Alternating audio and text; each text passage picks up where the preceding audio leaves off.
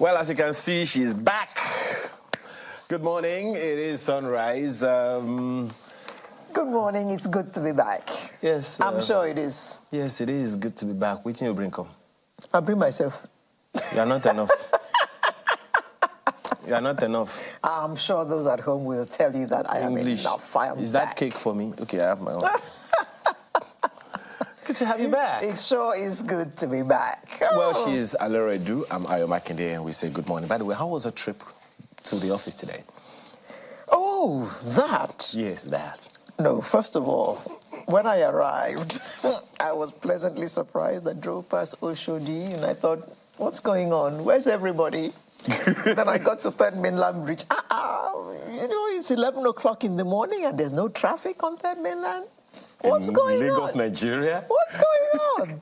And then this morning, coming to work, well, the road is not completed yet, but, you know, I had a smooth ride. Good. That's just to tell you that, you know, maybe you should go away more often. So that things happened in my absence.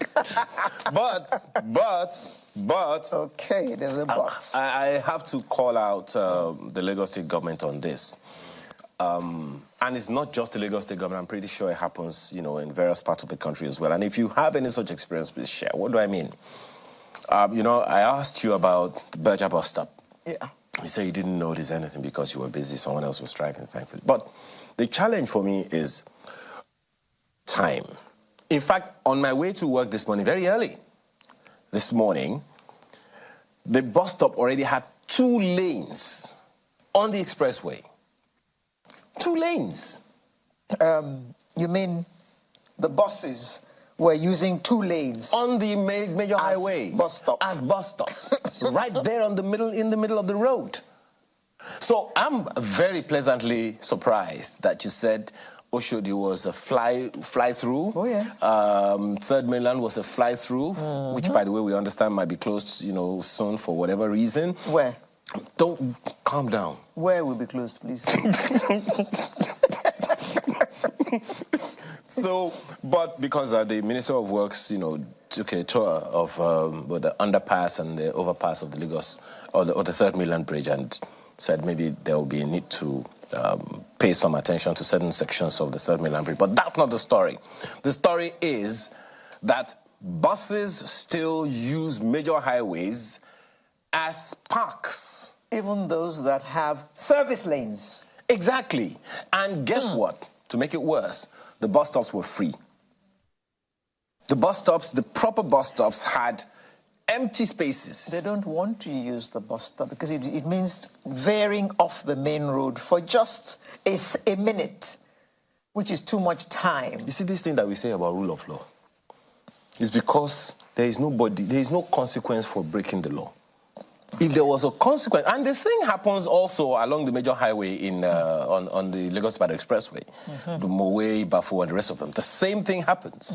People will just stay in the middle of the road, all in the name of picking up passengers and dropping passengers.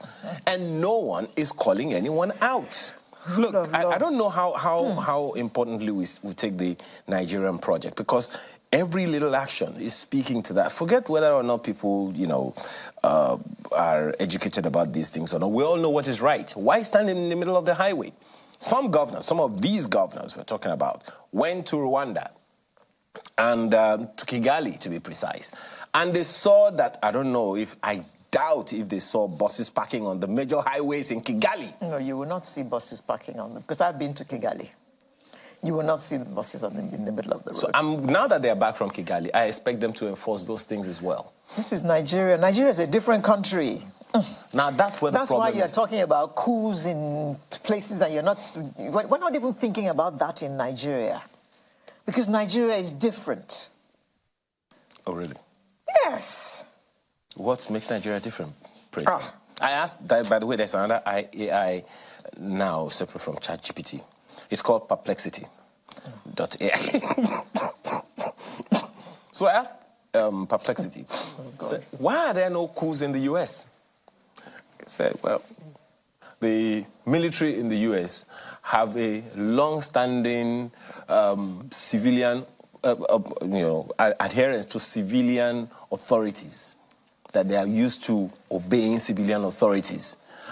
This Perplexity AI now also said, however, the US... There is a however. There is a however. The US has been involved in coups in other parts of the world. Yes.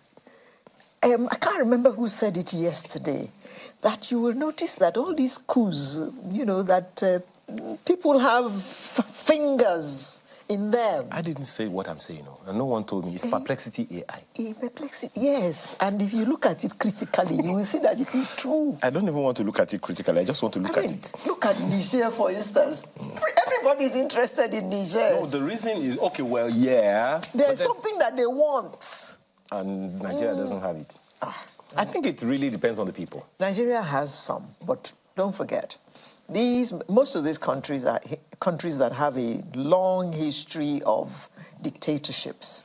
Nigeria has, at least since 1999, we've had a good democratic system. We've had, you can't stay more than 4 years, and you can't stay more than 2 terms, and we have adhered to it. So no family has held us to ransom for 30 years, and 40 years. Exactly, and I think, it's also helpful that the military decided that they're going to live by the tenets of democracy. I'm just hoping that in the middle of all of these melee things that are happening all over the country, in particular, difficult decisions that should have been taken 20, 30 years ago that we are now taking is already pushing so many. That are affecting us the way they are. I'm telling you. I mean, the poverty level now is just unthinkable. There are no cars on the roads because people can't afford to buy fuel. And I keep wondering, what are people eating? By the way... Because the food inflation is so high.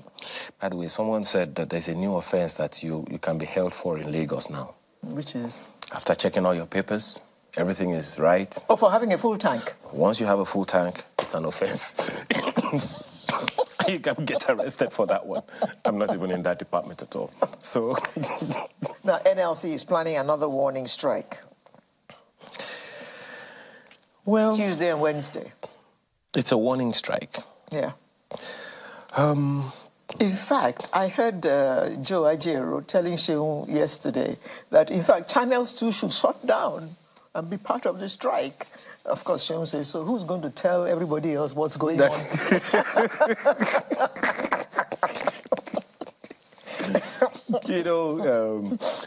Sometimes, some of these things, for me, Alero, the challenge is just one. Speak to Nigerians. Speak to the people. Okay. NLC is talking about a 2-day warning strike now because of all these issues that are happening, and they are calling out at the federal level because it is the federal government that is taking these initiatives. However, one, the federal government says the subsidy money is being saved up. Question is, where is it being saved? Where is it and what is it being used for? What is it being used for at this point? Number two, federal government said they're giving 5 billion naira in loans and grants to state governments. Some of them said they have received. They have received. Please, to 2 billion. Can we have some kind of report as to what this 2 billion that the state governments have received doing for the indigenes in the states? Maybe then people can begin, because for me, the whole thing is about communication. You don't communicate with people, you are asking for trouble. Communicate and then accountability. Federal government says they've given you 2 billion. Okay, fine. So what have you done with the 2 billion? Or what will you do with it? Okay, there's 3 more billion to come. What do you plan to do with it? Tell the people. It's for the benefit of the people. We are the ones you're going to do these things to and for. Let us know what those things are that you want to do for us. Exactly. Is that asking for too much? Well, I don't know.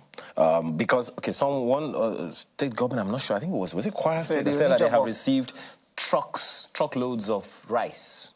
Yeah, I think I heard Governor Hope talking about talking about that yesterday. Okay. Yeah. So some have received. So the question is, how is it? You talked about accountability, and I think that is where the whole thing is about. Communicate with people. Let there be. We signed up for open government, right? And there's FOI. Why is it still closed? There's FOI. Okay. But they won't even give us information. No, then we're going to have to call them out all the time. They say we're nosy journalists. Well, we are. That's our job, and it's embedded in the Constitution. In fact, the bigger the nose, the better. That's why this morning we're going to be beginning the conversation with the leadership Nigeria needs. There you go. That's the first thing we're going to be discussing today. And then from there, we'll turn our focus on Africa Climate Summit. What's that about? You know this thing about zero emissions. I keep thinking about it. Anyway, we'll have time to talk about it in the course of the program. Yeah. E-waste cleanup and management. You'll be wondering what that is about. It's not just waste, it's e-waste. What does it mean? And then we'll be talking about stemming suicide.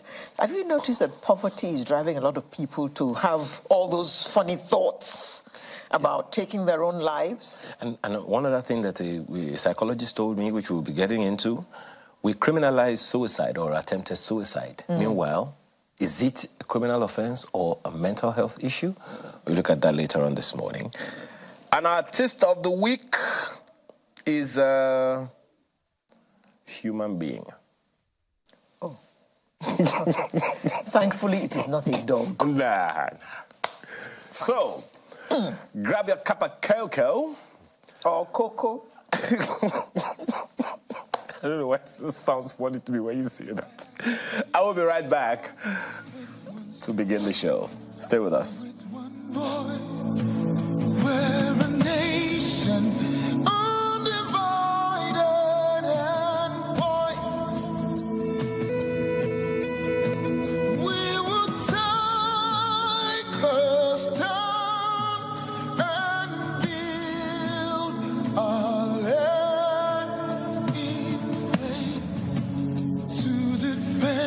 What is ours? Here we are, as a people with one heart, for one cause. We're determined to rebuild and restore. We're freedom.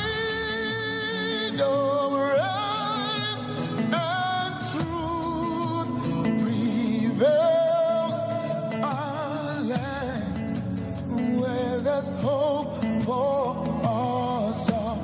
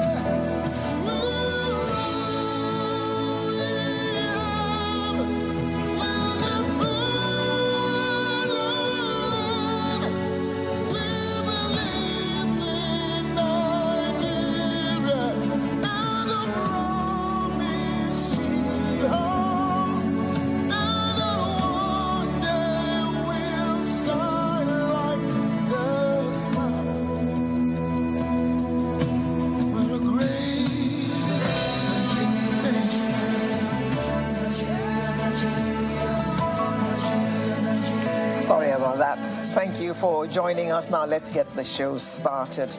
There are many challenges facing Nigeria, including economic distress, insecurity, corruption, poverty, and the list goes on and on. But one of our biggest problems is leadership and its lack of accountability. Just what we were talking about as we were opening the program this morning. Tell us what is going on and make sure that you, as a leader, are accountable. Leaders are often not held accountable for their actions, which leads to corruption and impunity. Some African countries, even our next-door neighbors, have witnessed a military takeover. Some others, like Rwanda, are shaking up the military hierarchy. Rwanda and Cameroon are doing such. But many will argue that democracy is still the best form of government, even with its attendant problems. And the problems are many. Labour has just declared a warning strike action starting from Tuesday. The question is, when can we or when will we ever get it right? And more importantly, how can we get the right leadership which will lead the country to where we desire it to be? That's what our talking point will be this morning, and it's my pleasure to welcome Professor Ademola Abbas, Professor of International Law and Global Security. Good morning. Okay, joining us from our studio in Abuja, I'd like to welcome a legal practitioner, Mr. Obioma Eze-Nwobodo. Good morning, and thank you for joining us. Good morning, thank you. Yes, so joining us later in the program, of course, we have Salihu Tanko Yakasai, 2003 PRP governorship candidate. He will also be joining us virtually, as well as Professor Abbas. But in the meantime, we have Mr. Eze-Nwobodo. So let us open the discussion with you, sir. Coups are happening, especially in Francophone Africa. We haven't had any in Anglophone Africa yet. And some are saying that it is getting closer to Nigeria. And the main thing that people are talking about that is causing these coups is the quality of the leadership in these countries. Let's bring all that talk to our own country, Nigeria. As far as leadership is concerned, how do you think we're doing? How is our democracy doing?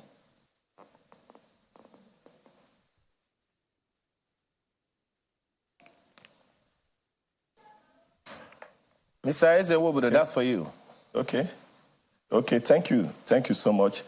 To me, as a citizen, I would say yes, we are doing right.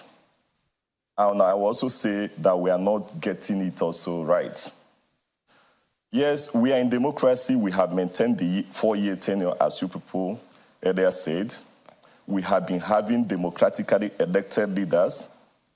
But if we can be fair to ourselves, the dividend of democracy is not being allowed to get down to the common man, to the masses. As we are talking, we are in the subsidy removal era, where subsidy was suddenly removed from petroleum. And these palliatives that the citizens have been waiting for hasn't happened. In fact, what is happening now is a mockery, despite the 5 billion loan grant that was given to state governments. You mentioned about state government ordering bags of rice and what have you. For goodness sake, that's not leadership.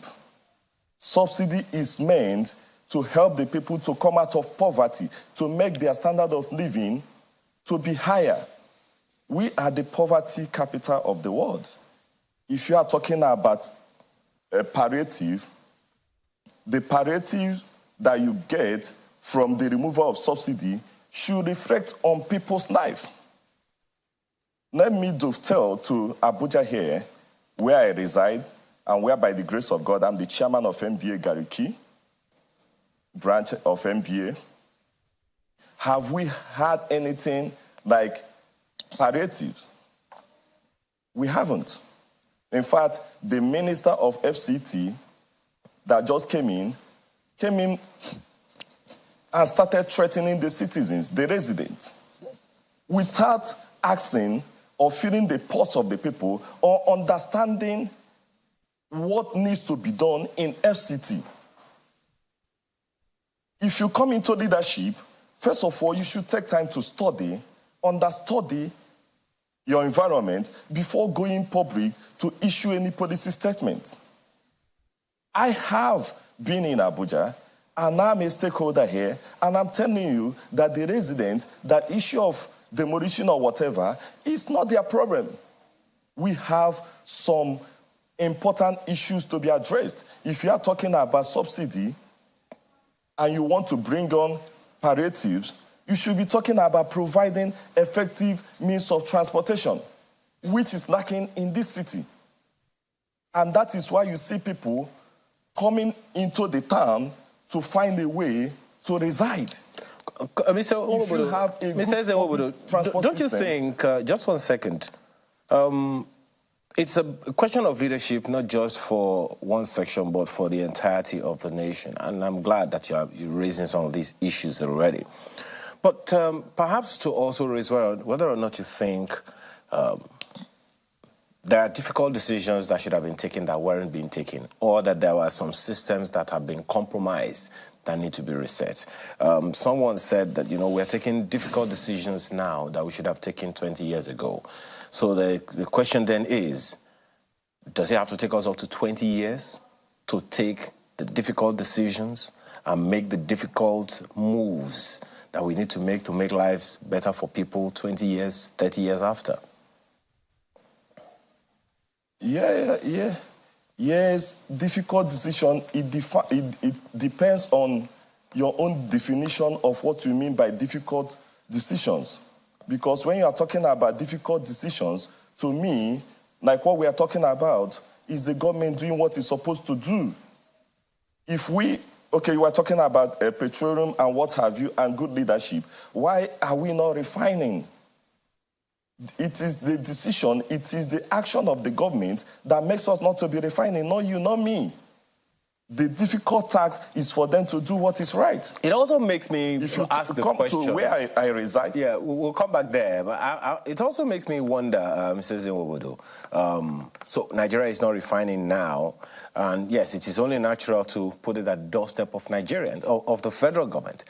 But the people who are supposed to be working at the refineries are not imported into the country. They are also Nigerians. So how come we got this bad in the area of refining or not refining petroleum products, and no one has said anything? But let me ask Professor Ademola Abbas the same question that Alero asked, at the beginning. Do you think we are taking the right steps, difficult or not, in making our nation better to avert any kind of crisis in the near or far future? In the name of a coup. Well, thank you very much. I think that's a very important question, and I think we have addressed this once or twice in the past. Look, there is no better way of saying this, and we cannot deodorize it. I'm happy you did mention the fact that what the current government is doing is something we should have been doing probably in the last 500 years, to be honest with you. No country in the world can be using 90% of its GDP to service debt and then hope to survive for a long, long time.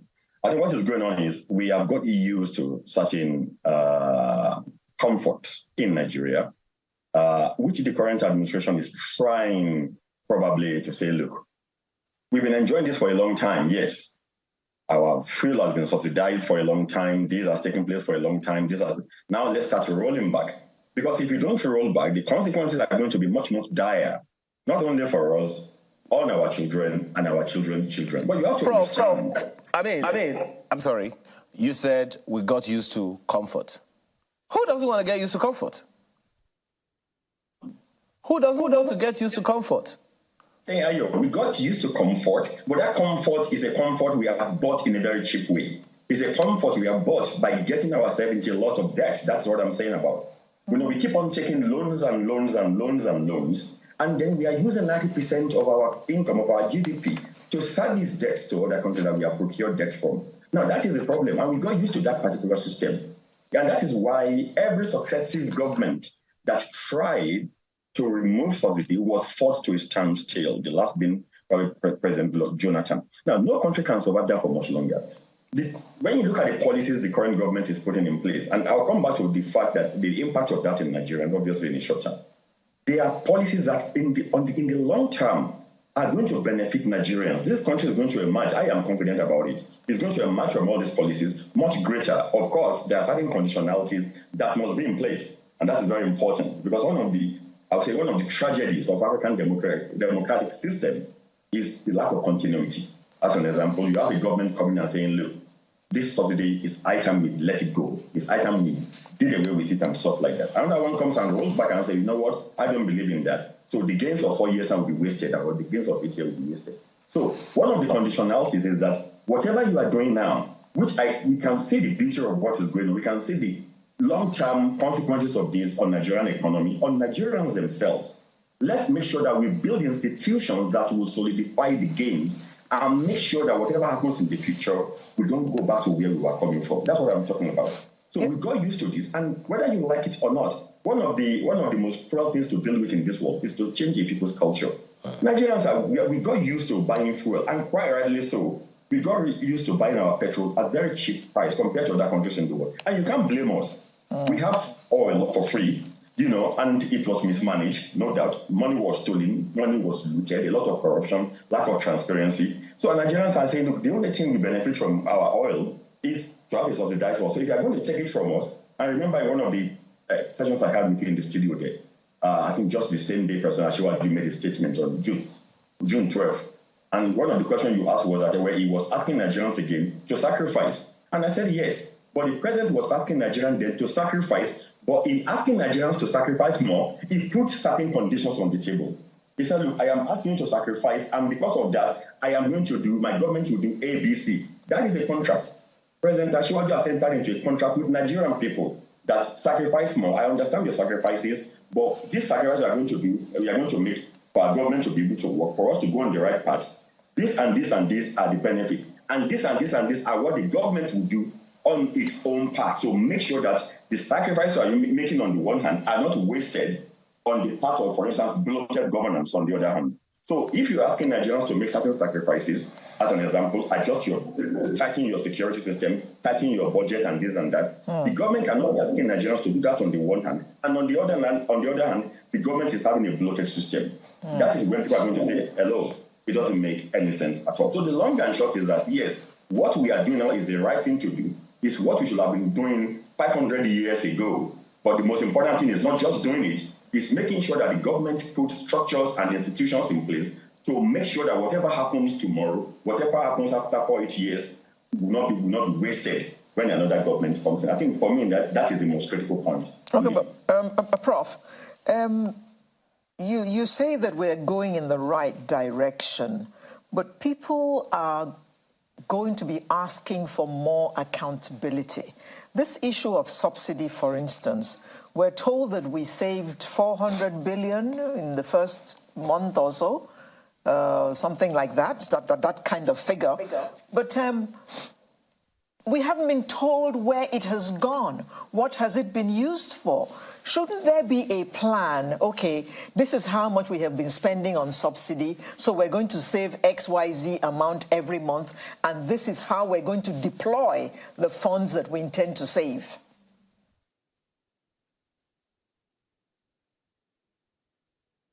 Prof? Hello. Yes. Can you hear me? Yes, go ahead. Yes. Yeah, that is one of the conditionalities I referred to in my earlier statement that it's not enough to say we are on the right path. The government must make sure that it puts conditionalities on ground. And as I said, one of them, I talk about the lean government. Another one is, of course, I've mentioned transparency.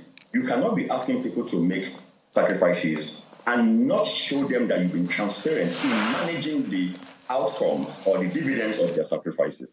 However, having said that, the process of government is different from the process that we adopt in our individual homes and corners. A government is a different entity, maybe because I've been involved in it.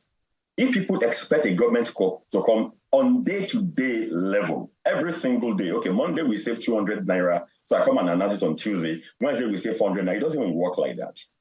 There is transparency, but people also, we have to be patient. I understand the Nigerians have become impatient, and quite rightly so, because we have trusted our governments too far for too long.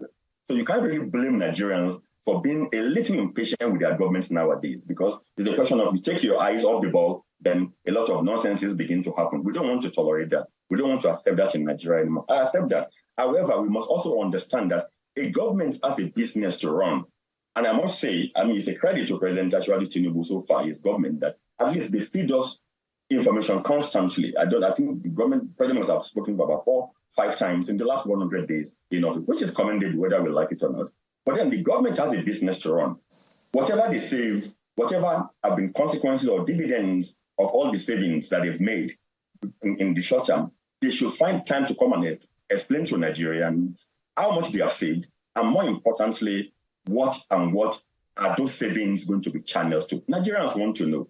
But what I'm saying is that in our desire to know, we must also understand that a government cannot be turned into something like a parrot, that every single second you have to come on television and come and say this and that. Because at the end of the day, don't forget, whatever you say also will have consequences. So you must make sure that what you are saying is not, you are not saying today, but we've saved 700 billion naira. Meanwhile, the very next day, you spend 300 billion of that particular money to service part of our another distance, and then come back again, and you open yourself to a lot of inconsistencies. So the message is, yes, government needs to be more transparent. It's high time. Session here, Prof. My apologies. Is maybe people need to get that parity kind of impression for now from a government that communicates, because we haven't had that kind of situation for a long time. But let me come back to you, Mr. Ezenwobodo. And you've also listened to Prof and everything. Perception, many people say, is reality. Whatever people perceive is their reality, irrespective of whatever good intentions there are. Now, generally, when we talk about Nigeria, talk about development, talk about all these things, we're talking about the federal government. But then we have states. We have every single one of them responsible and supposedly accountable to their people. So, and this is where dissatisfaction, discomfort, and all those things actually do happen. The policies of the federal government, no doubt, has impact on the citizens directly. But the indigents in each state also need to feel, the impact of their government at various levels. How well would you say we are doing at that subnational level in terms of ensuring that people get the right kind of governance that will make them feel like they're being led right? Yeah, thank you so much. I think we are hitting the nail on the head. You can't talk about responsive governance without talking about grassroots governance. And in Nigeria, in most states of the Federation, we don't have local government system, democratically elected local government system in place. Many state governments have usurped the powers of the local government chairman. Many state governments have refused to conduct a local government election.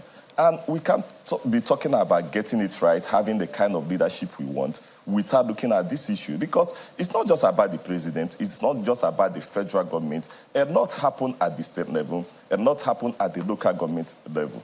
And if we get it correctly at the state, if the state can allow the local government to work, and if the local government work because they have that direct relationship with the people, because the local man in one community or one hamlet doesn't know about the federal government. The government he knows is the one he sees and feels, and that's the local government.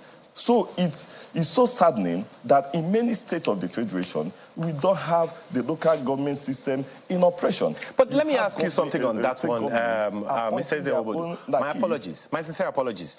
Just a second. On that, I've asked this question in 2 conversations yesterday, including from a governor, which is, do we have a constitutionally guaranteed, and I know Prof may also want to weigh in on that, do we have a constitutionally guaranteed 3rd tier of government, i.e. a local government system, constitutionally guaranteed? Do we have a local government system constitutionally guaranteed as a 3rd tier of government as opposed to being just an administrative office for the state government? Yeah, that's a legal question, and this legal question it has been answered even by the Supreme Court, guaranteeing the terms of offices of local government chairmen. We have the local government in the Constitution, created by the Constitution. You can't just wake up and create a local government. It's a constitutional issue. We have their functions allocated to them, and the Constitution has said that nobody shall take over any system of government by force. So when a state governor takes over the functions of the local government, it is taking it by force. We have 3 tiers of government, and we have the federal government, we have the state, and we have the local government. So anybody that is telling you that we don't have the local government system in place, or that it is an appendage of the state, is just trying to be clever by half. Whether we like it or not, I think the next focus should be on the local government system, it's being effective.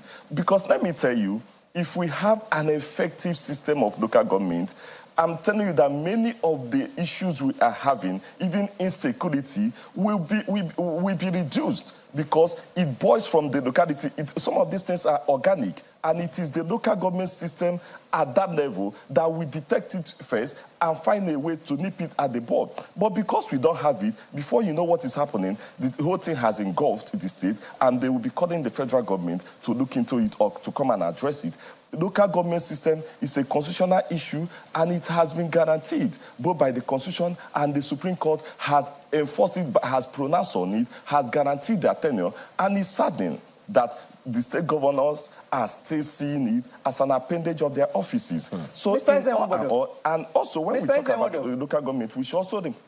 Mr. Ezewobodo, please, if you say it the way you have just said it, how come nobody has taken it upon themselves to take the state government to court? But many of these issues have gone to court. Many of these issues have gone to court. You can remember in the last administration, many of these issues have gone to court, even up to the Supreme Court. And Supreme Court, they have been so affirmative in confirming the constitutionality of the local government system we have in Nigeria, and their rights or powers to guide their funds and to appropriate their funds. You can remember in the last administration of Muhammad Buhari, the AGF of the Federation, then at a point wanted to stop a kind of a dispensing local government fund to state governments that do not have a constitutionally elected local government system. Some persons challenged it, but his action then on the pronouncement of the court. And I believe him. If a state governor has refused to conduct a local government election, he has no right to appropriate the funding meant for that local government, because it's supposed to be appropriated by an elected local government chairman, not by an appointed chairman appointed by the governor who belongs to his political party or a friend of the governor. So when we are talking about, we should know that governance is local, as they always say. Okay. It is local. When you address the local issue, and that local issue can only be addressed by the local government chairman, then you have some of these issues would have been solved. Okay, well, Mr. Ezewobodo, just a quick one, because we have another guest joining us shortly, but let me quickly ask Prof this same question, and if you can take it in 30 seconds or 60, before we go back to our third guest, which is, do we have a constitutionally guaranteed 3rd tier of government in the local government system? If we do, as you agree with Mr. Ezewobodo, how come it seems like state governments just willy-nilly roughshod on the local government systems without much adherence to what you may believe is both the pronouncement of the Constitution and the pronouncement of the Supreme Court. Professor Abbas, that's for you. Well, thank you very much, Ayo. I think the gentleman also answered that question. Look, if you look at the Nigerian Constitution, precisely Chapter 1, Part 2, look at Section 7 of the Nigerian Constitution, 1999, as revised. It lays out clearly the existence of local government administration, the third tier, so-called third tier administration in the Nigerian political space. And it says, I think in Section 7, that the state shall take necessary actions to make sure that the local government is there. It's written in the Constitution, loud and clear, Chapter 1, Part 2, Section 7. The only limiting factor is on Section 8 of the Nigerian Constitution concerning the creation of new state and so on and so forth. So there is no question about the legal footing of the existence of local government as a tier of political administration in Nigeria. So that answers the first part of your question. The second part is then why, as local government administration existed in the way it has existed. Look, Ayo, that question is interesting because you could also ask why, as the state government administration existed vis-a-vis the federal government, the way it has existed. We are in a country in which the federal government, that is the central government, sees other tiers of government as slaves and not equal partners. There's something fundamentally wrong with the way we administer. We copy federalism or presidential system of government from America without copying and without learning how they were able to birth it. That is the problem we are facing in the country. States in Nigeria see themselves as slaves or appendages of the federal government. You have states that go to the federal government every single month, cap in hand, to go and beg for subvention. Subvention from the money, from the resources you generate from your own state, and you give the federal government. I don't really understand it. I am the landlord in my house. I work, I make money. I give that money to my housemaid or house help, and then go back to that house help every month to come and give me money to be able to run the budget of the house. It simply doesn't matter. What it does is that it will thwart the arrangement. The central government has no business administering the finances made by the state in Nigeria. I'm beginning from that before I go to the government. In the days of regions generated their own fund, and decide to allocate part of it to the central government. That is how it should be in the federal system. Yeah. Go to US. It's not that the federal government doesn't generate its own money at the end of the day. So it doesn't sit over state government and tell them, boys, bring the money to me. They bring money every single, all the states in the 36 states in the Nigerian Federal Capital Territory, bring money to the federal government, which then sits on top of them and then say, okay, every month you take this billion, you take that billion. When that happens, you weaken your state government administration and you make them appendages. And that is why you don't have state government versus federal government in Nigeria. We just saw when former chairman of president of the governor of the CBN made all these, incredibly unfriendly policies just before the elections. We had 3 states, including Kogi and Kaduna and other states, taking the federal government of Nigeria, Buhari, to court that you couldn't do this in this system. That was an aberration. It doesn't normally happen every day like that. But that was also very gladdening that you have some states that have become bold and said, you know what, we can't operate like this. So the same thing with Blue. I don't need to mention, I'm sure you will have seen a video that went viral 3 days ago, in which some local government chairmen in this country, in a state in this country, to be precise, in Ogun State, where I'm speaking from, went and prostrated to the governor of the state. These are local government chairmen prostrating to the governor of a state. So what do you expect? Don't get me wrong. I am not saying if local government chairmen have done something wrong, they should not, constitutionally, that is what they should not. I'm not saying they should not constitutionally appease the state or amend fences with the state. But that is different from when you go like schoolboys and prostrating to the principal and saying, oh, this and that. And I saw that. I was mortified. I was horrified. I was horrified because I'm not horrified because they just proceed to the governor, but because they are reducing their constitutional importance to absolute nothing. Yeah. You can't proceed to the governor today and then tomorrow and then say, I want to take the same government to court. It doesn't work like that. Yeah. So constitutionally, local government administration exists in Nigeria, but politically, they've rendered themselves completely I'm sorry to say, useless because of political patronage and this and that. But in the same way, states have done that vis-a-vis the federal government in Nigeria. Okay. Joining us now is Salihu Tanko Yakasai, who was the PRP governorship candidate in the recently concluded elections. Thank you. Good morning, and thank you for joining us.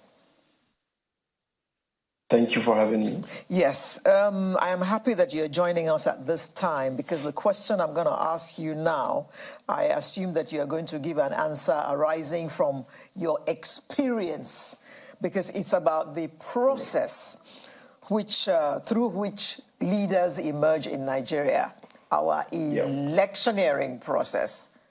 What are your thoughts? I mean, our speakers have said, yes, we're going in the right direction, which means that maybe we are now beginning to select the kind of leaders who will take us to the utopia. But is the system through which these leaders emerge, is that system one that is acceptable? Is it free? Is it fair? Well, thank you so much for that question. And I think that is exactly as your guests were speaking. These were exactly the issues that were running through my head, because you have to go back to how these leaders, and the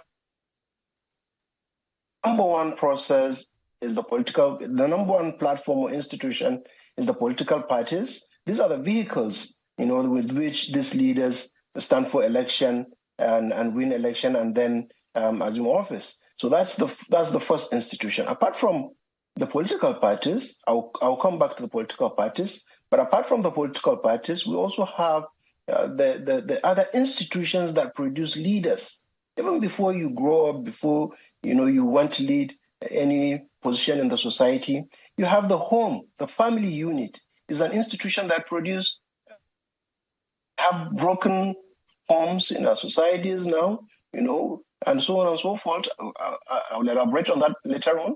You also have to look at the institutions, like, for instance, the school system, that produce leaders. All these three examples that I've given, need total revamping. For instance, if I should go back to the political process, we have political parties that of conducting primaries in terms of not even knowing the number of members that they have, because I don't think there's any political party that is fully digitalized in terms of the membership of their members. It's just a record in the level.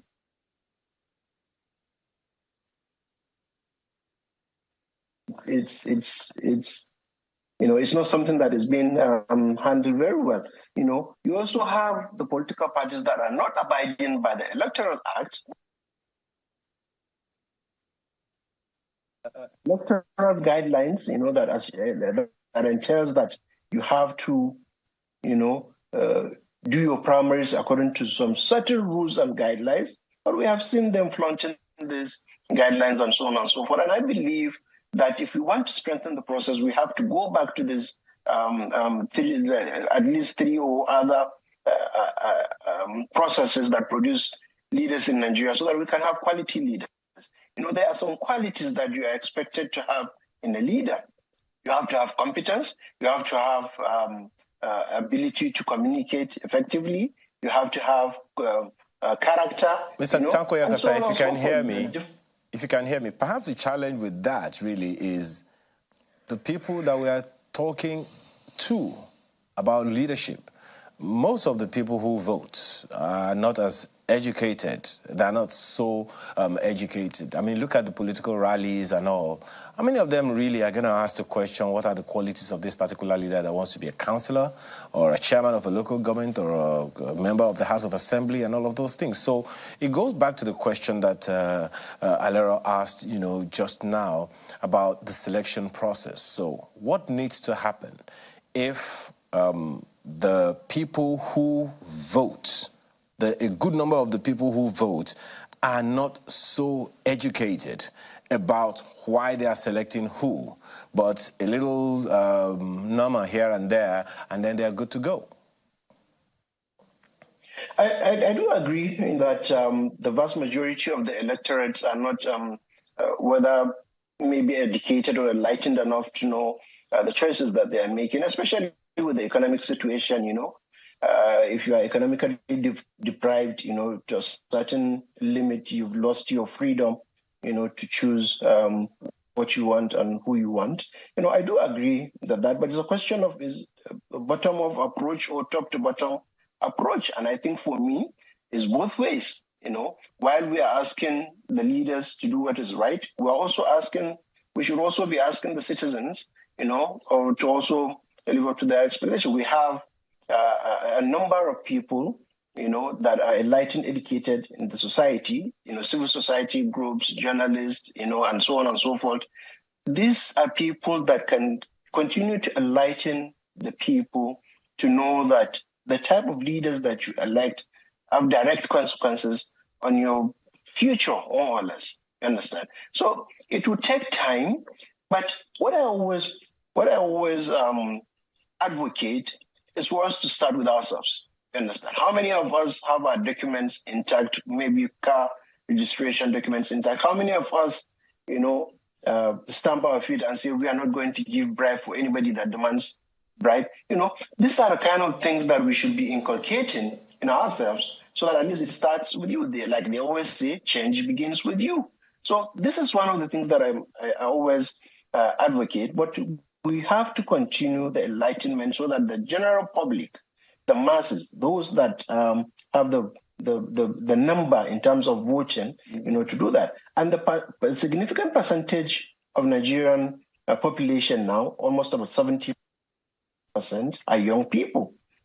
And these young people now, you have quite a number of them that are educated and aware and enlightened. How many of them have smartphones that are always being updated on the happenings in the world?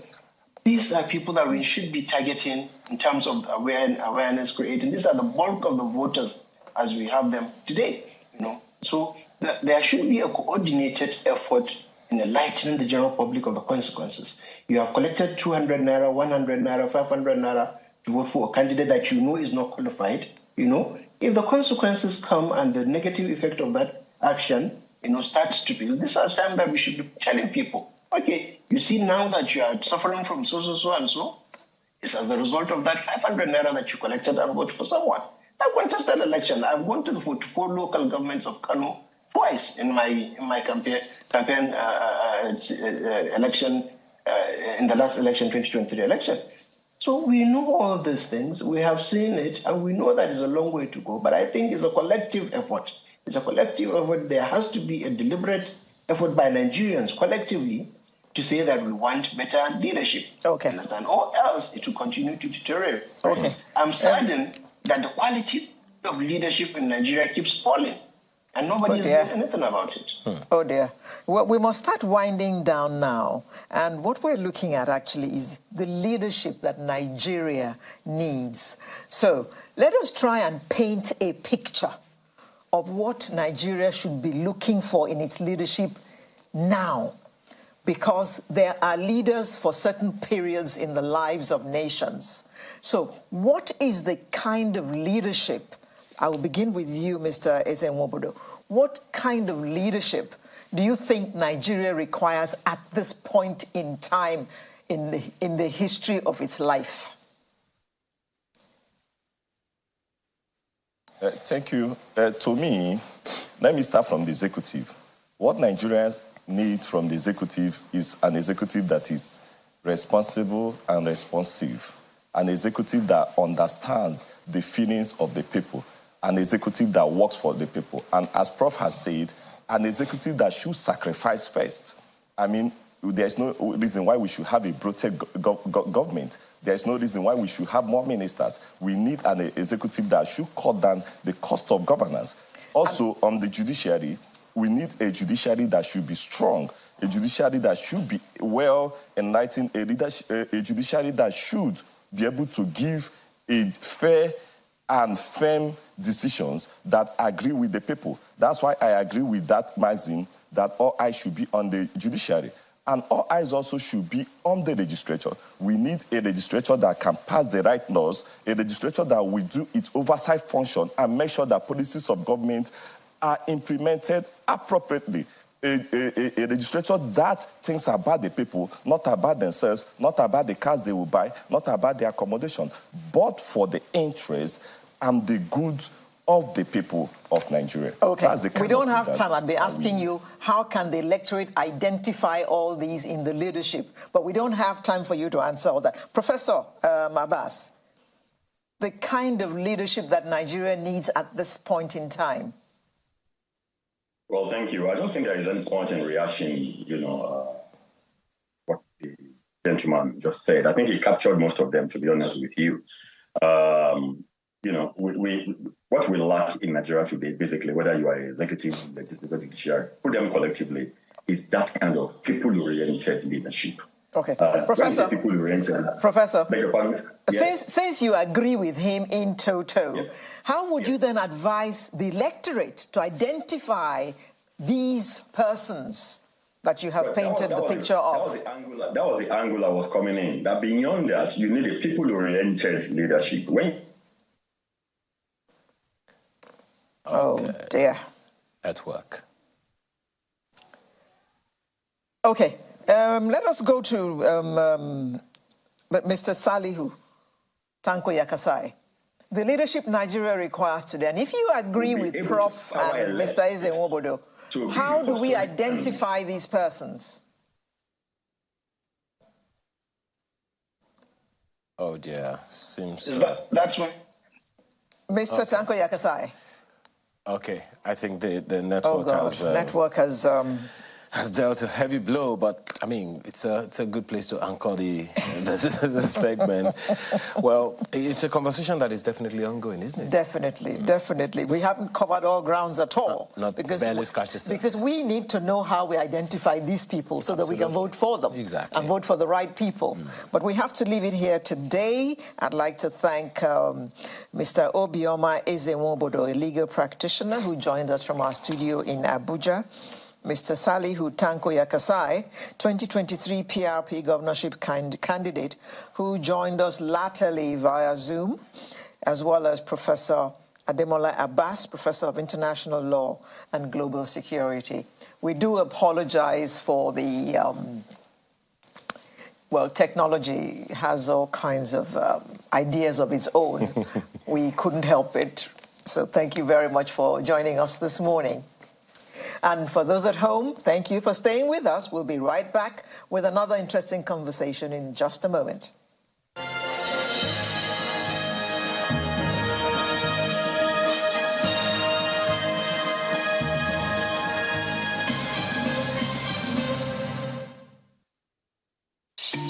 Now, let me tell you about Safari Valley Eco Resort, the first of its kind in West Africa. Upon your arrival, you are introduced to your butler, who plans your itinerary. We were surrounded by wildlife from the moment we entered the eco park. So many activities, all in the same premises. Visit the gym or the stables, they have it all. At my break, I'm able to practice my putting. We also went fishing on a man-made canal. Our tour guides taught us so much about the wildlife and how to interact with them. They used only electric vehicles here. This creates a serene environment. I'm told it's over 1,000 acres. My cabin here sits on 2 acres with a large terrace space overlooking my private swimming pool. Now this is royalty. They have their own farms, thousands of fruit trees. I can also have my lunch here at the waterfall. Quite a beautiful place you have here. Visit Safari Valley Eco Resort in Ghana, bringing you closer to nature.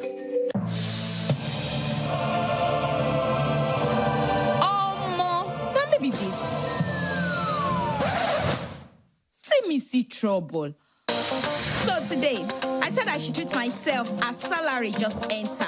I ordered my food and was looking forward to demolishing all the orishi. Baby, for serving. Are they run? Oh yeah, time to pay rich now. Food where you never pay for. Now here my card begin acting. Hey. You know what? You know what? Okay. After debiting me. It's like this one wants to find my trouble. Sip premium dragging. Oh, because this card did not work.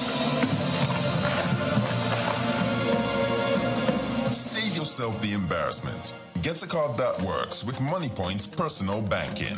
Download the app, request for a card, and have it delivered to you in 48 hours. Experience banking on point because your money no go hang.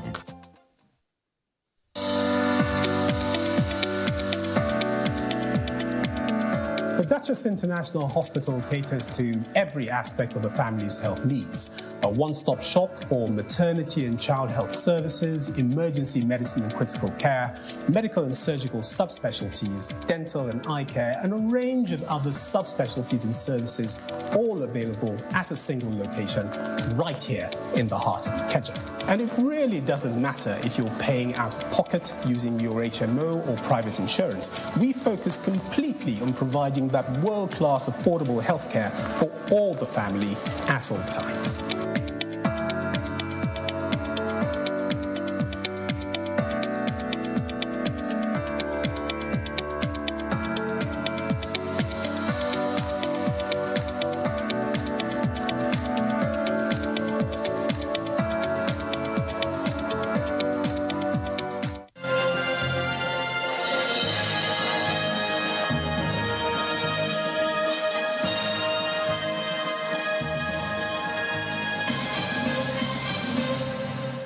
Thank you for staying with us. Our focus now is on the Africa Climate Summit.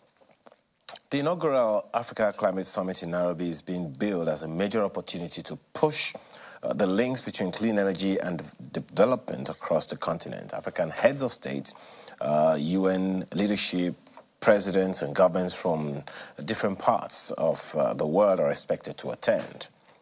It is anticipated that Kenya, with a 100% clean energy target for 2030, will utilize the summit. Will utilize the summit to showcase how renewables are fundamental to Africa's green growth pathway.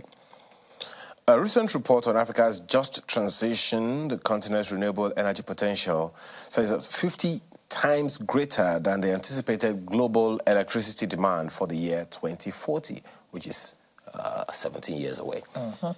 Now, the continent also has more than 40% of the global reserves of key minerals for batteries and hydrogen technologies. Don't say it. Don't even say it.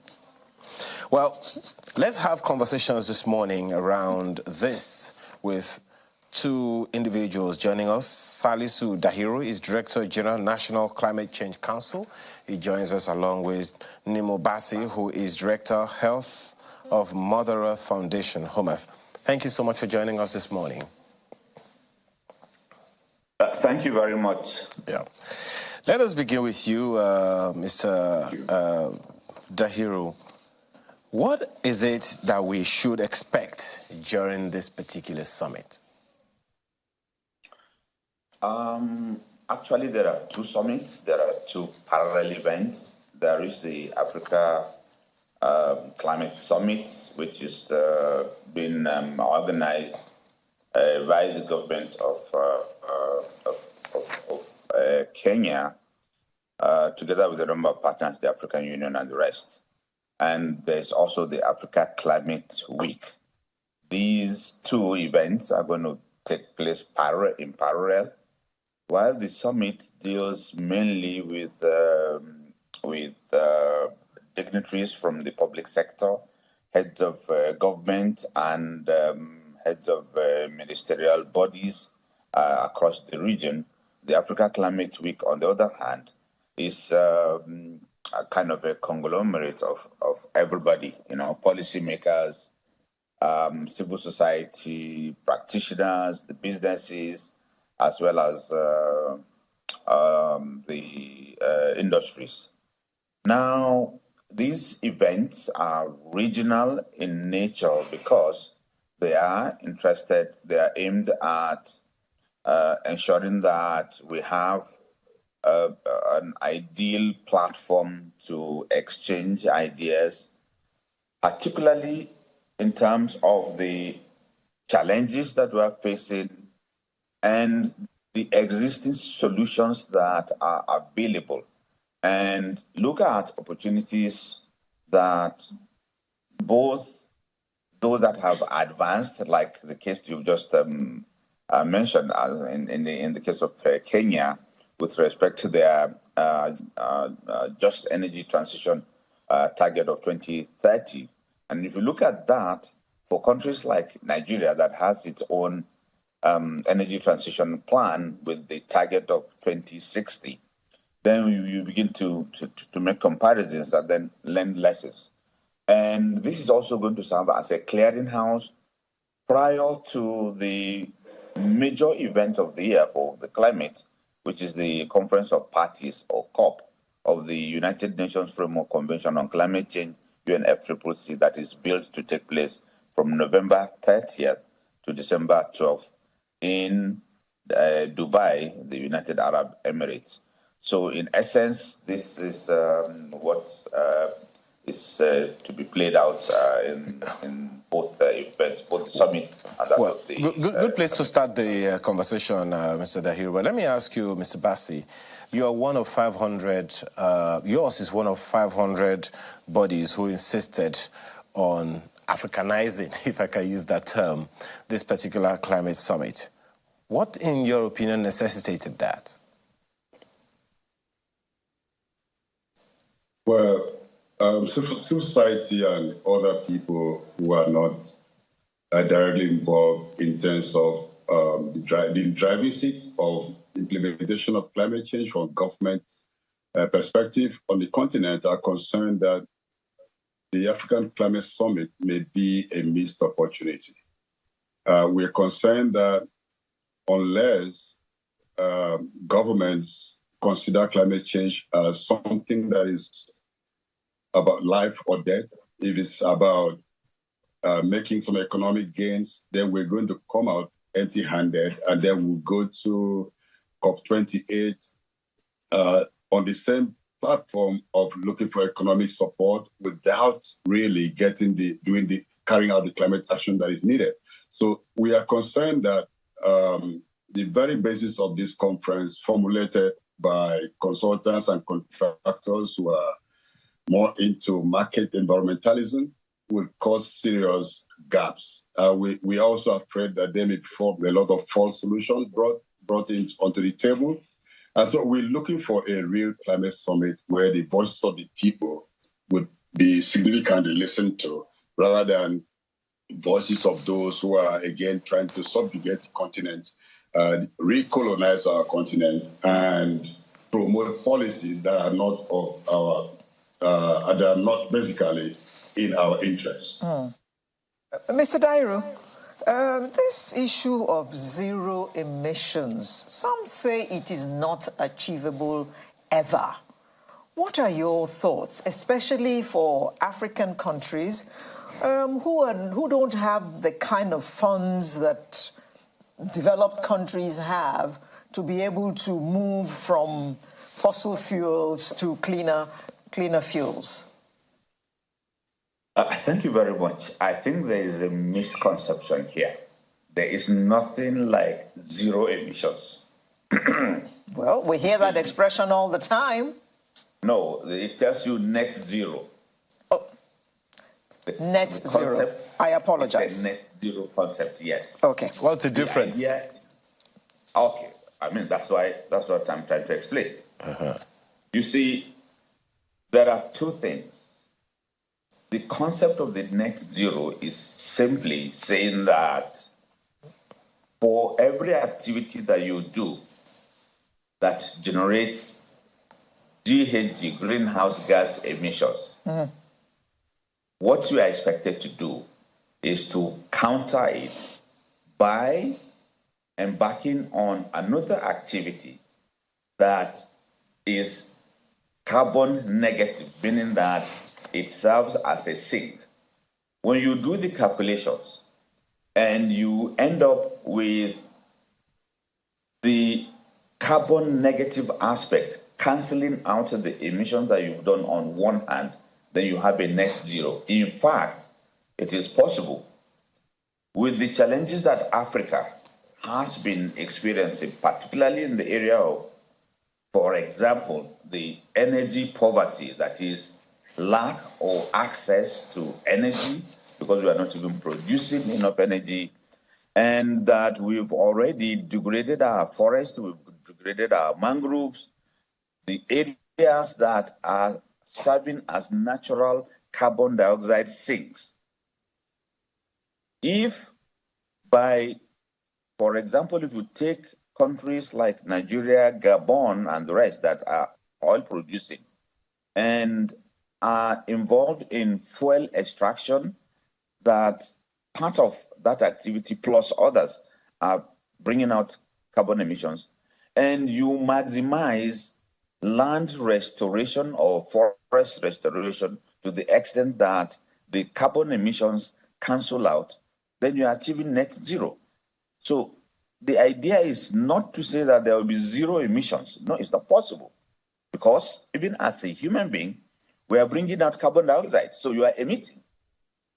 However, the plants that you have in your garden are taking up this carbon dioxide, and if you have enough plants in your garden, for instance, you have a plot, and the law says you should utilize only 40% of it. The remaining 60% is supposed to remain green. And you're able to achieve that, then it is possible for you, even as an individual, to have a net zero carbon footprint. That's just the explanation. Okay, well, let me come back to you, Mr. Bassi. So this is where we are now. It is also said that the opportunities for Africa, even with the dire challenges, on the continent, Africa is home to about 60% of the best solar resources globally, and already solar is said to be the cheapest source of power in many parts of the continent, while 80% of new power generation capacity is renewable. But the money is still not within the reach of many. So how, in your opinion, do you think government intends to work out helping the citizens in this regard? Okay, I think the first thing is for government to determine and decide that they're going to invest in renewable energy, because it's simply the solution and the way forward into a cleaner future. It's something that would not necessarily depend on the national grid. Right now, we have a national grid that collapses at very little provocation. And so if you have invest in renewable energy, you could have these distributors stand alone in communities, remote locations, and everybody will have the sun. So this would solve the problem to a very large extent. But let me just also comment on the issue of the net zero, because it lays a very big, it makes a very fundamental, it requires a fundamental understanding so that we do know why we are concerned about monetization of environmental issues. Now, net zero, as we heard, Mrs. Dahiru explained it very well. It just means that you pollute, but at the same time, you compensate for the pollution. That's the very stark way to put it. But the truth is that this is being exploited by the powerful nation by polluting industry. So a polluting industry in Europe could, for example, continue to pollute, do nothing to change their modes of production, and then they could pay for a forest in Nigeria or in Gabon or Congo, and then they would say, well, the trees in that forest in Africa is absorbing the carbon we are producing in Europe. So we keep on producing the carbon and do nothing about changing the mode of production. The problem is this: nature doesn't work by arithmetic. So you cannot say 2 units of pollution are released in Europe is cancelled by 2 units of carbon sequestration in Africa. Nature is much more complex than that. We have to get to a point where we know the real climate action is to move away from fossil fuels. And recently, just 2 weeks ago, there was a referendum in Ecuador, in Latin America, where the people voted against oil extraction in a place called Yasuni ITT. Now, that is one. That was a major more than 5 million people voted for leaving the oil in the ground, even though they know that is worth billions of dollars and the country needs money. Costa Rica, for example, is a country that invests a lot in tourism, so they've decided not to extract fossil fuels so as not to pollute the environment and destroy tourism. In Belize, also in Latin America, no offshore drilling because they depend on fisheries as a major economic means. So at the end of the day, nations have to decide if they want to work with nature and preserve lives and preserve future generations, or they want to believe in some calculation being made by those who want to procrastinate and avoid immediate climate action. The same thing with investing in renewable energy or continue to invest in dirty energy. It's a choice that has to be made, and it's political, it's social, it's economic, and it's cultural. We have to make that decision.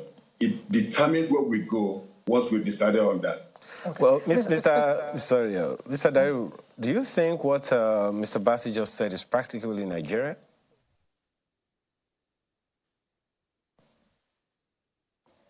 Mr. Dahiru, can you hear me?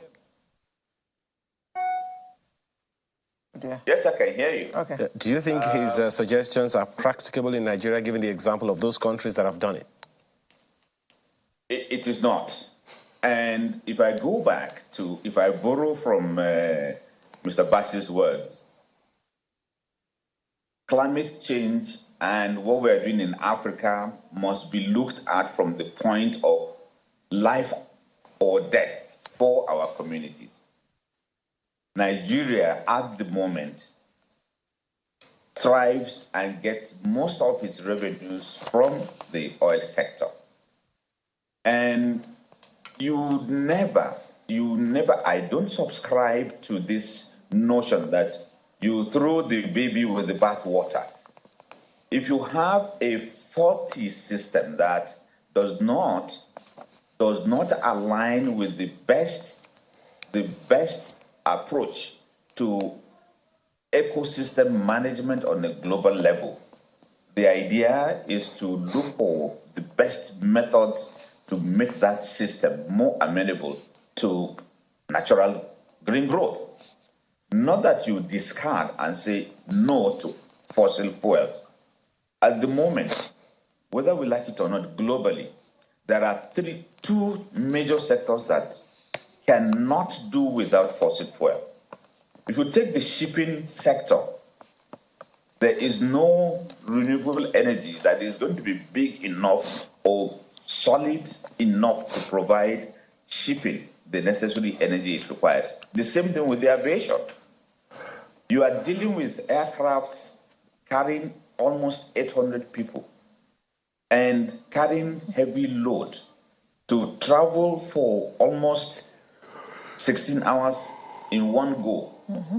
Where is the solar technology that will provide the kind of energy that is required? So development will have to take place. The idea will be to make sure that it is in consonance with the best environmental practices. So, and for Nigeria, that is why Nigeria is insisting, as far as its own energy transition trajectory is concerned, natural gas must remain as a transition fuel.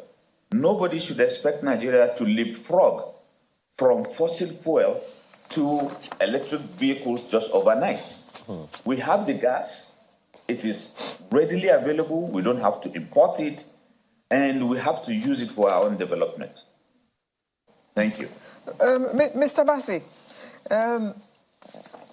poverty level is getting worse in Nigeria.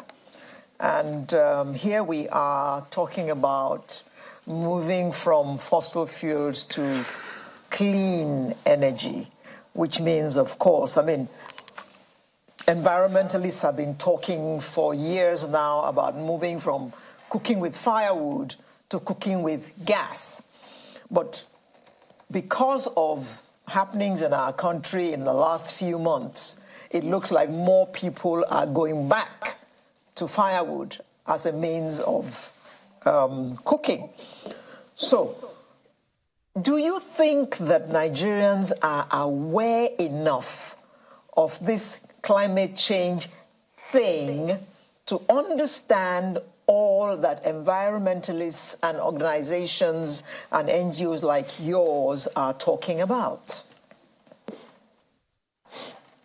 Thank you. Well, Nigerians may not use the terminologies of technocrats and academics on climate change, but they do know about the changes that are happening and that things are not what they used to be. And so they know that the map of this nation is changing in terms of coastal erosion from sea level rise. Fisher folks will tell you that the ocean is getting warmer, so they're getting less fish. Desalinization, all kinds of changes. Desertification, people are losing land. And so people do know that changes are happening in a way that is not usual. But they may not call it climate change, but they do have different terminologies. Now, you mentioned the issue of people going back to firewood from using gas because of poverty. You know, one truth is that, what has happened in the last few months has shown the chokehold of the nation by the fossil fuel industry. We've depended too much on crude oil and gas for revenue, which wasn't always the case. And there are poorer nations around us who are much better off, who don't have oil or gas. How are they surviving? Their currency, some of which we used to laugh at, are now more powerful than the naira. We may have one of the lowest, poorest currencies in the world today. And so it's not all that we need. All has indeed caused a lot of tragic consequences in Nigeria. Let me mention one thing. In May this year, the Bayelsa Environment and Oil Commission issued a report showing that Bayelsa State is polluted to the level of 1.5 barrels of crude oil per person. That is the whole state. And they have some hydrocarbon pollution 1 million times above safe standards. Now, life expectancy has gone down to 41. So when I don't have a life, what are you telling me is the benefit of a resource that is killing me? Gas flaring is going on. We're releasing millions of tons of carbon dioxide to the atmosphere before everybody's eye, continuously, not hidden. That's another pollution we don't even care to talk about. See, something that is unconstitutional, something that's against the right to life of the people, but it's going on day and night, harming the climate, harming everyone. Well, you could say, well, we could use that gas for cooking or for electricity production. That is true. That could be done. But we need to sit down. And in fact, the National Climate Change Commission should generate processes for having conversations with people at the grassroots about what is really happening and what needs to be done. There's a lot of wisdom out there, and it may not be from the ivory tower. Very instructive there, but I'm still going to ask the same question, although differently from you, Mr. Dahiru. Not just the awareness, but the practical actions that Nigerians are taking, particularly at the community level, the various indigenous communities spread all over the nation. How aware, how significant would you say their awareness is in terms of climate change and all sorts? Because I'm not sure whether or not you can confirm that in different interior communities in the various parts of the country, the north, the south, the east, the west, north central, whether or not people are actually conscious of climate change issues and how they themselves internalize these thoughts in their daily lives. I ask this question because we're talking about these issues this way, but then it comes back to how we drill down the conversation about climate change to the locals for them to take ownership and actually champion it for you. Yeah, thank you so much. I think on one of the rare occasions, I have this convergence with Nimobasi when it comes to the issue of awareness. I will tell you, awareness about or being conscious of the effects or the impact of climate change. Everybody is feeling it. Let me just give you a few examples. For those of us that are maybe in the ivory tower, we have this habit of going home during the Yuletide seasons, and we will recall, for those of us that go around this time, the streams that we used to learn how to swim. Those streams are no longer there. Mm-hmm. And for the people in the villages that even are relying on firewood for cooking, as a child, when you are sent to get firewood from the bush. If you used to go just to your backyard and get the firewood that you needed or that is required in the house, in some places you have to go to several kilometers, and in some, no matter the distance that you've gone, you never see any firewood. The forest is not even there. If it is in terms of rainfall, you can predict when the so-called August break is supposed to happen in the southern part of the country, and when you are expected to have the heaviest amount of rainfall in the north during the month of August. Today, those lines are so blurred, it never happens. You get rainfall sometimes at odd times. Abuja, for instance, I know in the last 10 years, you could also experience rainfall even in January or even February. These are effects of climate change. And therefore, the way the rainfall even comes with so much rain, heavy storms and very strong winds that end up uprooting and removing roofs. These are also some of those consequences. The farmer in particular knows that when he plants his crop at a particular month, he knows that month is meant for planting. He knows when he is supposed to do the clearing. Today, that timetable is not as specific as it used to be. So those changes are known by our people, both individually and collectively, but linking these changes to climate change, the concept of climate change, I think is the missing link. Which also raises the issue. My apologies, Mr. Salihu Dahiru. Which also raises the issue of the involvement of states now. I mean, the moment you talked about the farmer, well, my eyes goggled. I mean, like, literally, okay, so if the farmer knows this, then this whole conversation about food security is right there, you know, under attack, if I can use that term. Right. So, it would seem then that the major stakeholders are not connected on this matter.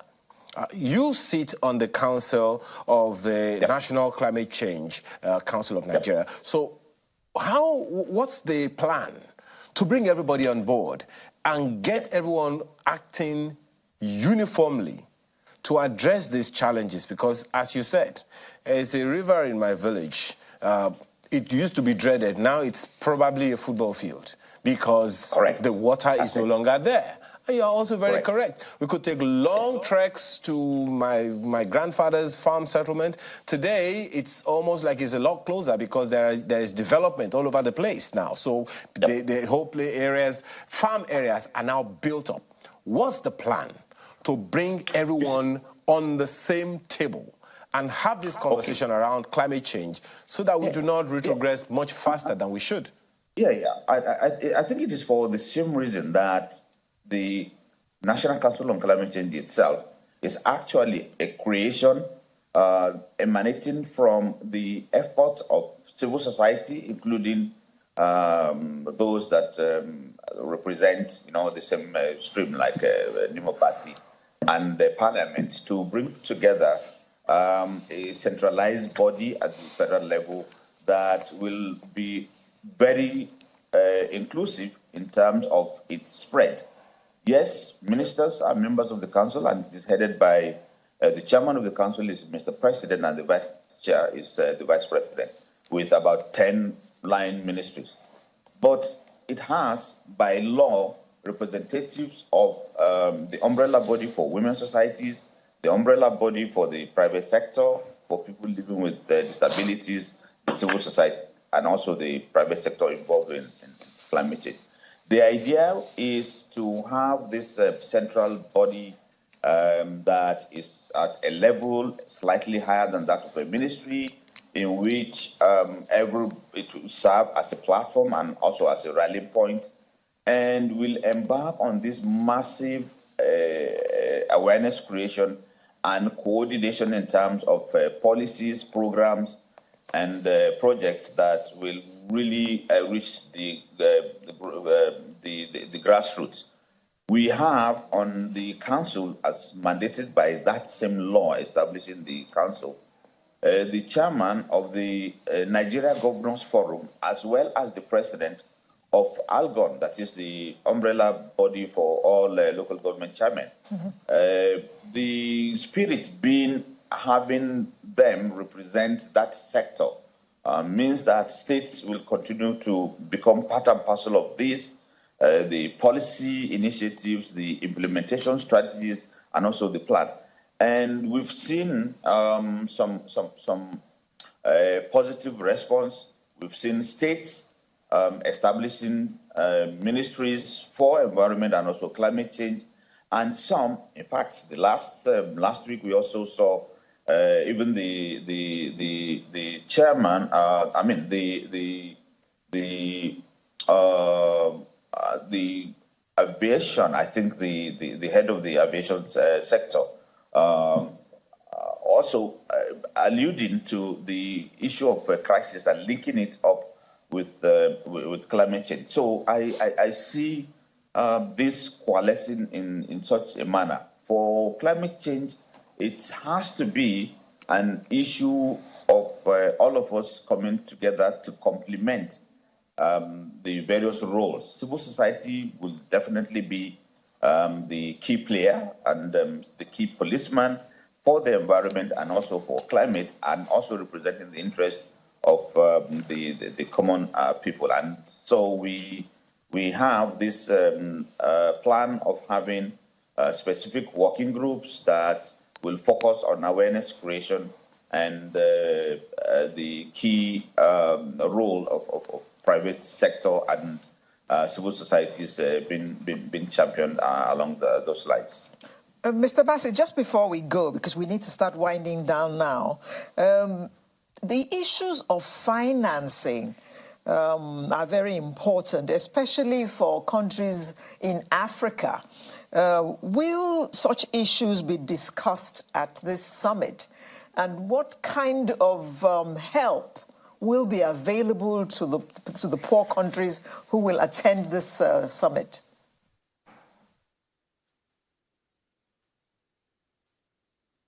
Mr. Bassey? Right. I hope you're hearing me. Yeah, I can hear you now. My line is a bit shaky. Thank you. Yes, the issue of finance is very critical, and civil society and some communities across the world, especially in the global south, have been asking for a recognition of the climate debt that were being owed by the global north over years of exploitation, colonialism, and neoliberalism. Because we talk of climate finance, so much been promised since Copenhagen COP15, and up till now, the target set has never been met. Even the loss and damage is being threatened to be treated as charity rather than something that needs to be paid for adaptation purposes in the communities that are being impacted. So we are looking for policymakers to pick up this demand as for recognition of climate debt and payment of climate debt as something being owed, not as charity. It's something that we need, because the world is a global problem and we need to tackle it together. But coming down again, finance has been always an issue that also leads to destruction of things that ought to support us, like deforestation. A state like Cross River has just lifted the ban on logging in the community forest protected forest. Now, if you go that way, you are creating more problems while you think you are raising funds. So we have to choose, is life or money? What is more valuable? And the other thing with rich countries is, rather than cut emissions, they are proposing all kinds of techno fixes that are not tested, they are risky, and could bring more harm to the world. Something like geoengineering, putting mirrors in the sky, sunshades in the sky, whitening the clouds, all kinds of proposals that would create more problems. We need to openly oppose them and call for actions that are working in line with nature. I particularly like the part where you say that the climate debts. I hope there is also a climate police that's going to ensure that those bills are paid. We're completely out of time, gentlemen. We have to thank you so much for having this conversation with us this morning. Nimo Bassi is Director, Health of Mother Earth Foundation, HOMEF. Thank you so much for your time as well. Salisu Dahiru, Director General, National Climate Change Council. Thank you also for expatiating so much about this issue for us today. Thank you. Yeah. So we're back in a moment to talk about, still in this periphery, but it's a little different. Just stay with us. Borokini here. Make way, make way, make way. Make room for him.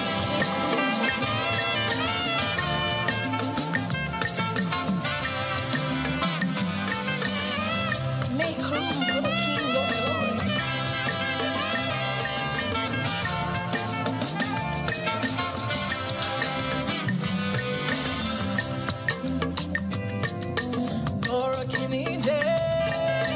Borokini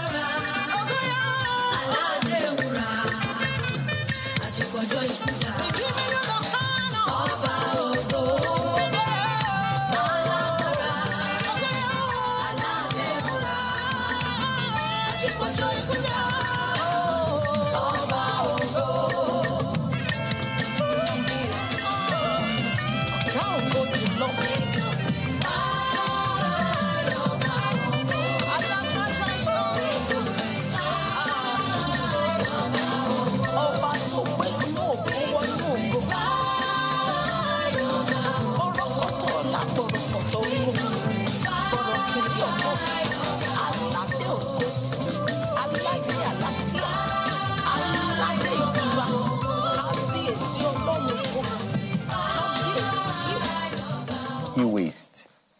What comes to your mind when you hear e-waste? It's not remnants of computers. Oh, really? That's what comes to my mind. Yeah, because some people will say e-waste. When you say e-waste, email, you know, it's... Say it well, e-waste.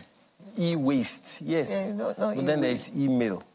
You don't touch it. Electronic waste. Electronic waste. So it is not visible. You know. So what is it then? Exactly. E-waste. Or not. Let's have conversations around this morning. Okay, so some people call it electrical and electronic equipment, which are including information and communication technologies, offer great opportunities for the world's development, guarantees higher living standards and safety, and satisfies several needs. However, end-of-life equipment such as phones, laptops, sensors, televisions, washing machines, air conditioners, fridges, and many others pose considerable risks on human health and on the environment, especially if treated inadequately. Environment again. Environment again. That's why I said it's on the periphery the other time. You know, some people don't even know that most phones weren't made to, our guests will tell me. Some believe that most phones aren't made to last longer than 2 years. Well, that the end of life is the way that a particular phone maker, that the name starts with A, is churning them out. Because once they churn a new one out, they'll make sure that there's some apps you cannot put on the old one, so you have to go and buy a new one. So do you blame those who believe that? So let's have the conversation this morning with Omo Alokwe, who is CEO Street Waste. Thank you so much for joining us this morning. As well as Ibukofalu, Executive Secretary, E-Waste Producers Responsibility Organization of Nigeria. Thank you. Thank you for joining us. Well, I don't want to start that combustible conversation about the duration, the lifespan of a phone. Do I? They don't want me to go there. Okay. So, okay, but what is the... You can whisper. What's the lifespan of a phone? Don't know so much about that. I only know about the waste part. So let's focus on that. It becomes waste, doesn't it, when you have to discard? Absolutely. So it's part of the waste. Well, I think she's... You want... Okay, so for e-waste, it's when it reaches the end life, and there are times for the phone, you can still go refurbish it, but once it reaches its end life, you can call it a waste. Like 1 year, 2 years down the line? Okay, I can't give you a number today. Okay, but just to be clear, so what are e-waste's local generation patterns? Well, in Nigeria, we like to, kind of repair, refurbish most of the waste that are really discarded. So we have lots of phones, and Nigeria is quite developing with a lot of electronic equipment coming up. And most times, if they get to their end life, we are able to discard them. Do we really discard them? Anyway. Ibuku, we see a lot of carcasses of air conditioners and washing machines have all the things that can destroy our health and the environment being removed from all those carcasses? No, not all the time. A lot of times, things that can destroy the health and environment are in them. And part of the reason why we have set up, why Apron was set up is because of those kind of issues. Because one, a lot of people are not even aware that a lot of things that can harm the environment and human health are in there. And so they go about handling it in very horrible manners, in a way that will really make us exposed to the hazard of those items that are hazardous in them. So it's now important to transition from that approach to something better where at the end of life we handle it in a way that will not harm the environment and the humans. Do we have legislation around e-waste in the country? Yes. Yes, we do. Okay, so what are these? What does it say? So, okay, go ahead. You want to go? No, you can go ahead. So basically, it talks about, it's a regulation around the electrical and electronic equipment as a whole, not just at the end of life when it's e-waste. For the entire life cycle, it was developed in 2011, but it was revised recently, and the revised regulation came up in December 2022. So basically, it puts the responsibility to manage e-waste at its end of life on the producers.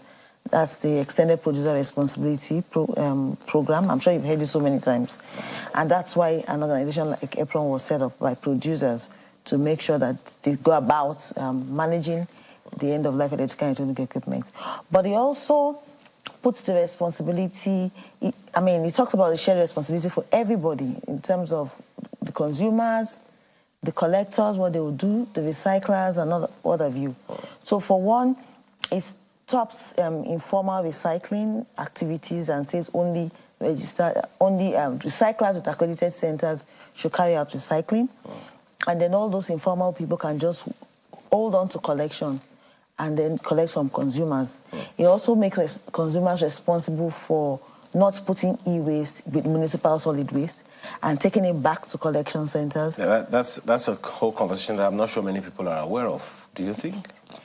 Yes, not many people are aware of that, and that's why we have EPRON, which are the PRO for the extended producer responsibility, like she just rightly said. And we at Streetways Company, we are accredited collectors, and so we create awareness within our local community regarding this e-waste to make them understand why they need to actually sort this out and not put it together with the general waste. Also, so if I see the carcass of a washing machine sitting somewhere, I can give you a call to come and pick it up? Yes, you can. Oh, so okay. When some people are still using e-waste right now, it's still very active in the house. Yes or yes? If it's being used, then it's not e-waste. It's not waste. E-waste. It doesn't reach its end life. Oh, you think so? That's it. Yes. You know so. It's already reached the end life, but we are refurbishing. You talked about refurbishing. Yes. So it's part of. By that, I'm asking, when does it become a hazard? Okay, so when it's at the point of disposal. So at that point of disposal, you need to dispose your e-waste. Then you have to think how you have to properly dispose it. So you don't put it together with all the general waste, and then it becomes an hazard because of the handling. Okay. We have to dispose of it properly. Which is the proper way of disposing of our electronics and things like that?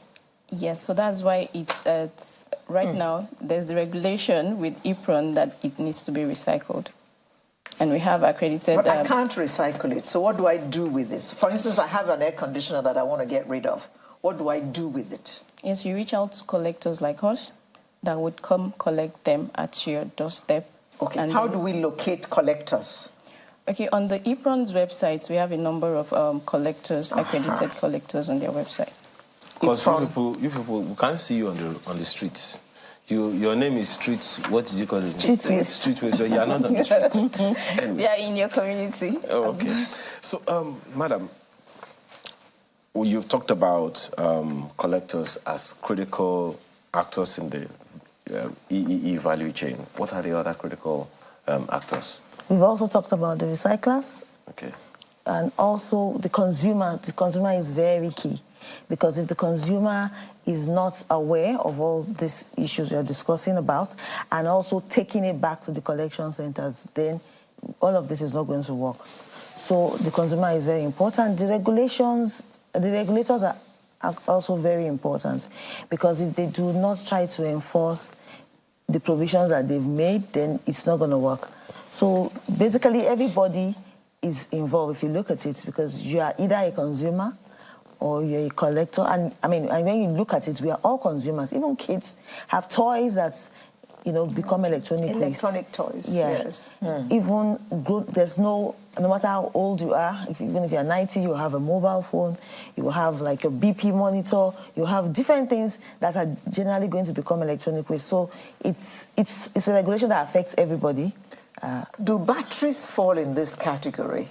Because we're always told dispose properly or something. Don't just throw it in your trash can. Yeah. They are included? They are included. Okay. So these things are collected. Some of them are refurbished. Some of them are cannibalized. Now, the refurbished cell phone, for instance, is cheaper than a new phone. Why are you laughing, for God's sake? No, something else, but she was looking at me. Where can one access these refurbished electronics or e-waste when they have stopped being e-waste and they are now useful again because they've been refurbished? Where can we access them? So some recyclers, because they do the refurbishing, they have access to all of this. And we're all very familiar with our almighty computer village in Lagos, where they sell a lot of refurbished items as well for different things in the value chain. Some repairers also, if you go to areas where you have repairers of fridges, they know how to make it new, fresh, and and then they give it a list of that, which is actually very good, because when we are talking about the circular economy, it comes higher on the hierarchy of what we need to do in terms of reduce, reuse, repair, refurbish. So refurbishment is very good. It gives it a longer life, and then while doing that, you're reducing energy needs for making new products, from extracting materials, and a lot of material conservation is going into that aspect as well. More importantly, you're reducing climate change, which is something you just finished talking about. Exactly. Because that's associated with a lot of... Okay, there is this thing that I don't know of any other state, but I reside in Lagos, have begun to do in some communities, and that is to literally give you 2 separate kinds of dustbins that you must use. One is for plastic, food waste, general waste. The other is for recyclable. Tell us about it. Why are you laughing? Because people just have those dustbins. It's so fancy to have 2 dustbins in front of your house. Okay, so that's the LOMA is making it mandatory for households to encourage households to start to sort their waste. So from there, they get to have the understanding that, some items can be recycled, and that's why you have the recyclable bins and the other ones for the general waste. So it's more of a way of creating awareness. It begins from there. So once they have the 2 bins, they understand that their waste needs to be sorted right from the source. Okay, educate us some more. What kind of things should go in the recyclable bin? Okay, so items like plastic. I'm talking about the PET bottle for the beverage drink, the bottled water, items paper. Paper, items like beverage cans, like the can malt, items like corrugated carton for the packaging. Yes. And thereabouts, you can have that. However, for the e-waste, it's advisable not to mix it with those type of items. Why? Because it is hazardous. It's quite different. So for the e-waste, it's better if check for collectors on the EPRON website and give us a call to pick it up. Because the collectors are more informed on how to handle those kind of waste. Does it cost me anything if I call you to pick it up? Cost you as in to pay to pick it up? Yes. No. So you just come and you pick it up and you go, business over? Yes. Okay. So if I have... I'm suspecting this is your smile. I like to smile. So, excuse me. So if I have an air conditioner or what's that thing? A washing machine that is outdated, I can just call you. I put it outside my house. You just carry and you go. You don't have to see me. Okay, we advise not to put it outside of the house because of rain and all that. So once you give us a call, we schedule a time for pickup with you. So it's at the point of pickup, you then give it to us. Okay. Now, I asked this question the other time, but I think we need to say it better. At what point, because you talked about end of life, but I'm not particularly comfortable, satisfied. At what point does e-waste become hazardous? I ask that question because some people would have a dead phone in their house forever. And then at some point they say, you know what, I'm just going to throw it in the dustbin. And that's it. But it's been in the house for a while. Now, you say once it gets to end of life, it is hazardous to health. At what point does it become hazardous? I know when it becomes an e-waste. Is it so much of a hazard that if I don't dispose of it properly, my life is at risk or the life of my family is in jeopardy? Okay, so there are 2 things. E-waste, like the products, all these things are harmless if you let it be without tampering with it. Such like opening it up? Yeah. Okay. But another thing is also some of them contain batteries, and so if you keep it there well ordered forever, it could start degenerating on its own, because we all know how batteries can react after some time, depending on where you keep them. So the best thing is just give it to somebody that knows how to manage it immediately. It's of no use to you at that point. And, you know, the collectors are well trained. We've done this manual that we're even going to use to start training them again from next week, Tuesday. And especially on things like data protection, because when you see a lot of people don't want to give up this e-waste because they feel, oh, there's a lot of data in my phone. I don't know what they can do with it. But these people are well trained. They understand all the data protection issues associated with this, and they are willing to take up responsibility that, okay, you can put these things in our hands and we'll pass it on to the former recycler. So what can make it hazardous is if you put it into the hands of people that will misuse it, because they want to take the valuable parts and then they throw the other parts off, which is because they'll just pick what they need. Usually what they need is a panel. And then they just throw the batteries away, they throw the plastics away, and those are where the real issues are.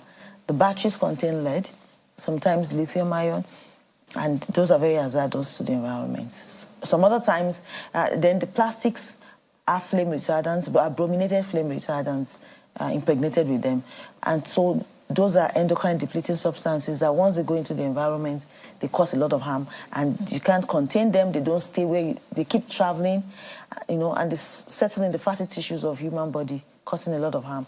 So those are the kind of issues that can be associated with them. And I've also mentioned, if you put them in the house, I'm sure that there's sometimes you've put something with batteries and then you go back, you see it's already seeping. There's water coming up from the batteries and all of those things. So it has no business being in your house once it's no longer functional. Just give it up to people that can either give it a good life, because it's materials, like we've said. If it can be refurbished, it's good for the circular economy. If it can be recycled, it's also good for the circular economy, and it's good for the environment. And a lot of jobs are being created in that space for people. Now, do you pay to collect any kind of waste? Is there any category of waste that you pay to collect? Maybe like a car. Just saying, come on. Okay, so at Streetways, we are more focused on recyclables. So we don't collect the general waste. But for the general waste, yes, household pays to collect them. I'm talking about e-waste now. For the e-waste. Is there any category? Because instead of just calling you to come and pick up my inverter batteries, for instance, I'll call the inverter guy who will pay me money to take it away. Yeah, so there are incentives attached to certain types of... yeah, which ones, please? Basically, all of them. The ones that have less of incentives are things like lamps. But even to encourage people to give them up, we're trying to attach some incentives to the process. So what particular items, for instance? Everything has an incentive to it.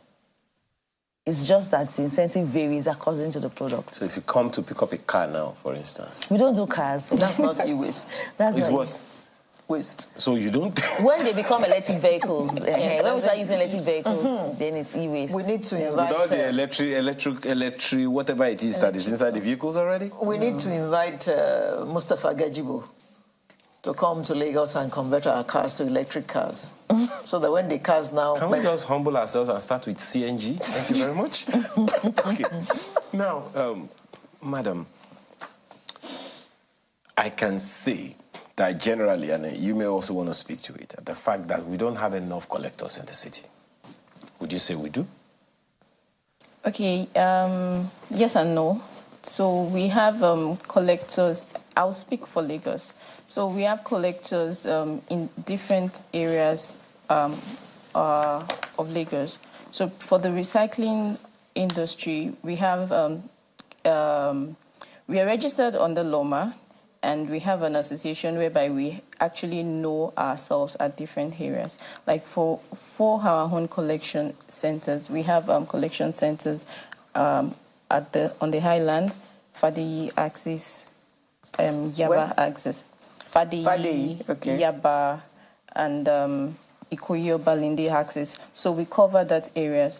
So there are other collectors too that are located in particular areas where they are able to cover as well. So I think it's been getting the right information about these collectors and where they are and how to reach out to them. I think that's the main challenge. Can you give us your website so that please. anybody who is interested can go there and get the list of collectors in case they have anything that they want, any e-waste that they want to dispose of? Yeah. So www.epron.org.ng. EPRON.org.ng. Okay. So I asked her a question and she's trying to be nice about it. Okay, yes, I mean, that's your website, right? Yeah, it is. Good. You are shocked. Yes, we like that kind of shock. Do you think we have enough? It's a city of about minimum, okay, that's the list of collectors all over the place. Yeah. So I was asking the question whether you think we have enough collectors, because it's only when you come here that some people are, oh, these people exist indeed. You understand? Do you think we have enough? It's a city of 20 to 22 million people. Okay, so you're very correct that we do not have enough. And very recently, we advertised to get more collectors. We're hoping that we can have at least one collector in each of the LCDs in the state. Right now, we have about 30 to 34 collectors. And then we recently... Statewide? Yes, Lagos State. We are rolling another 8. And we're working across the 6 geopolitical zones. Now we're working with, we're trying to work with Kano State, Adamawa State, Rivers State, Abia State, Abuja, and all over the place. Some different places, yeah. So with Adamawa State, we've made a lot of progress. We've gone to inspect the collection facilities. We've got about 40-something applications in the state. We've gone to inspect. We're already set to select some that we're going to use to start from in all those states. And then we've also advertised for Abuja as well. And then, we've started getting applications for that. So we know that the collection centers are not enough, and we're doing a lot to spread that out. But, people also need to have this information about the value of this and knowing that this is something that they can apply for. This is a business opportunity. And we're also looking at ways to work with retail centers to... Okay. Yeah. So if anybody is watching now and is interested, what do they do?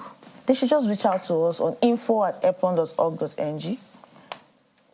Okay. info@epron.org.ng. Your website is fine, I can see. Thank you. Now, let me come back to you, madam. So, the name of your organization is Street Waste, right? Yes. I suspect you know where I'm going. No. Do you collect wastes on the streets? So we are closer to you. We are within your community. So we run community recycling centers. Right now we have like 3. So we ensure to be closer to the community because that's where most of the waste is being generated. And that is where the name came from, because we want to be closer to the community as much as possible. The reason I asked that question is because going on the road sometimes, you definitely see e-wastes all over the place. Computer hardware, keyboards, mouses. Mice. Living or dead phones, old irons, those ones that were made in 1970, and the rest of them. So that's why I asked that question. Okay, so regarding that, we work with informal sectors that actually go around, pick all these things around the street. Yes, we work with them.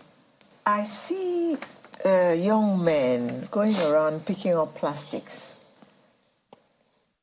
So they deliver them to you? Yes, they do, and they get incentives for it.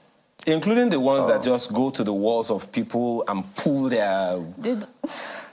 Okay, have you seen the video? Pull what? They pull the light bulbs from people's fences and put them in a bag.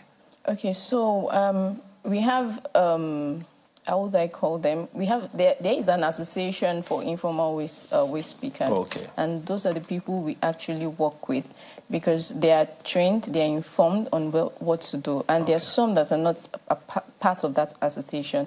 So we ensure to work with those people so that because they are well informed and trained regarding what to do.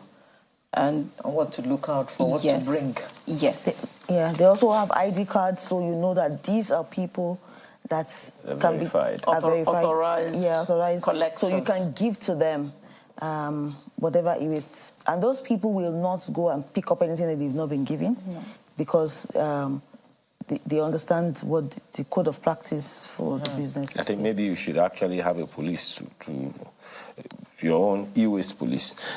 So if you're interested in being an e-waste collector, you can reach out to EPRON via info@epron.org.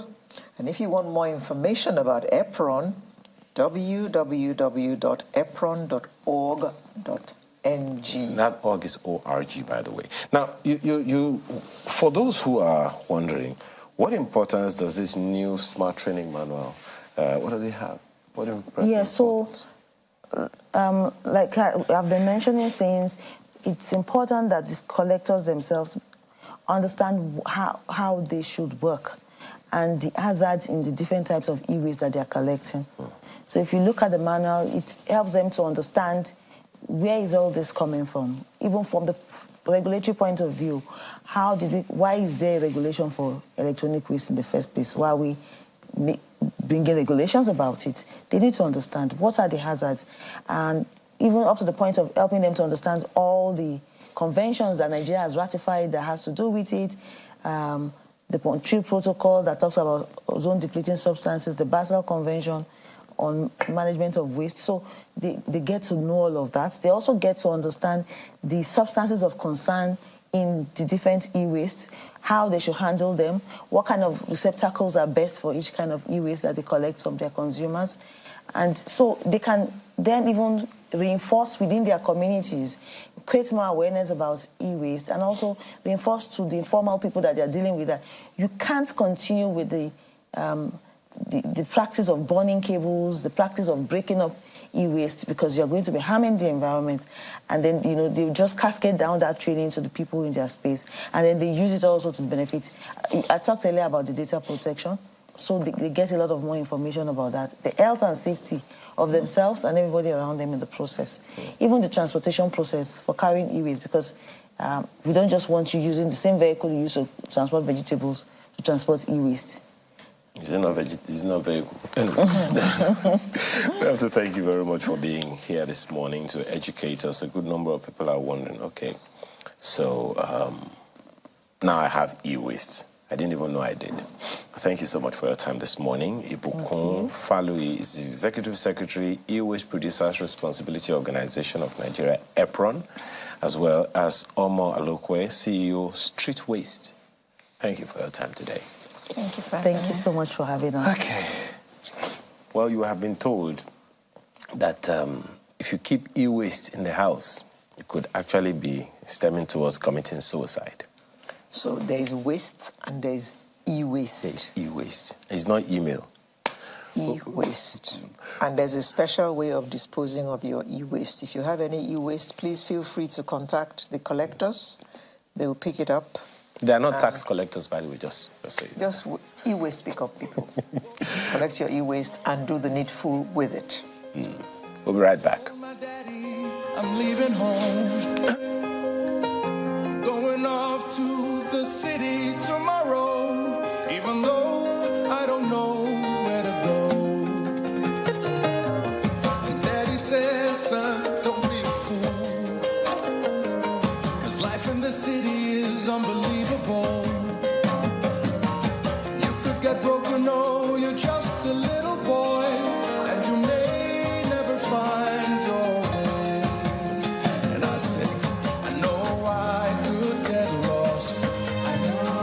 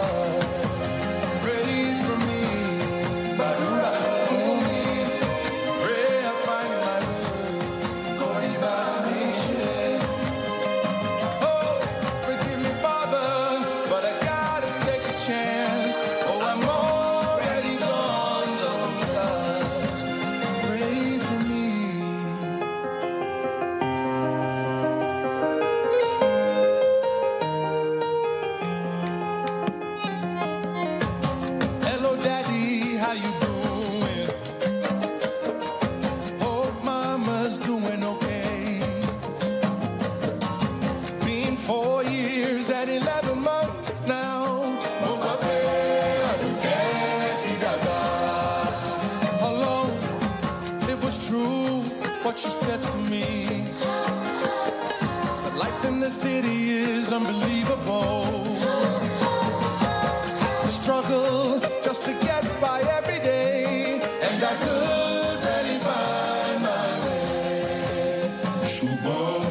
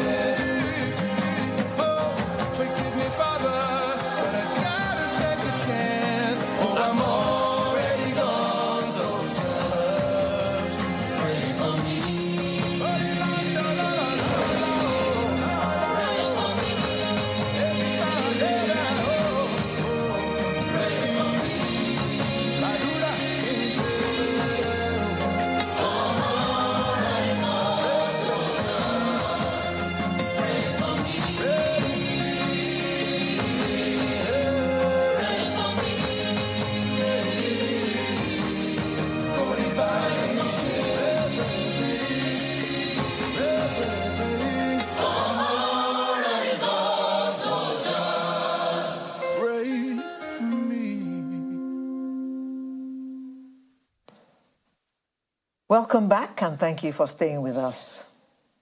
Kill myself? Why? Why would I want to do that?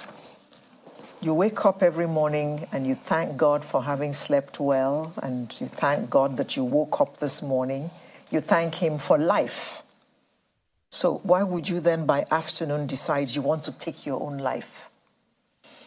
Well, there are many reasons why people go into depression and actually consider ending it all. I've had enough. But they say it's a mental health issue. It has to be. So we have Chris Aboje here to talk to us about this and the incidence of depression. Poverty is driving more people into depression, which means that we're going to have more cases of suicide. Good morning, Chris, and welcome. Good morning. Always a pleasure to be here. Let me begin. A pleasure, but I'm not happy to talk about this at all. Well, yes. It's a very sad topic to be talking about. And depressing, too. I get it. Let me start with this angle.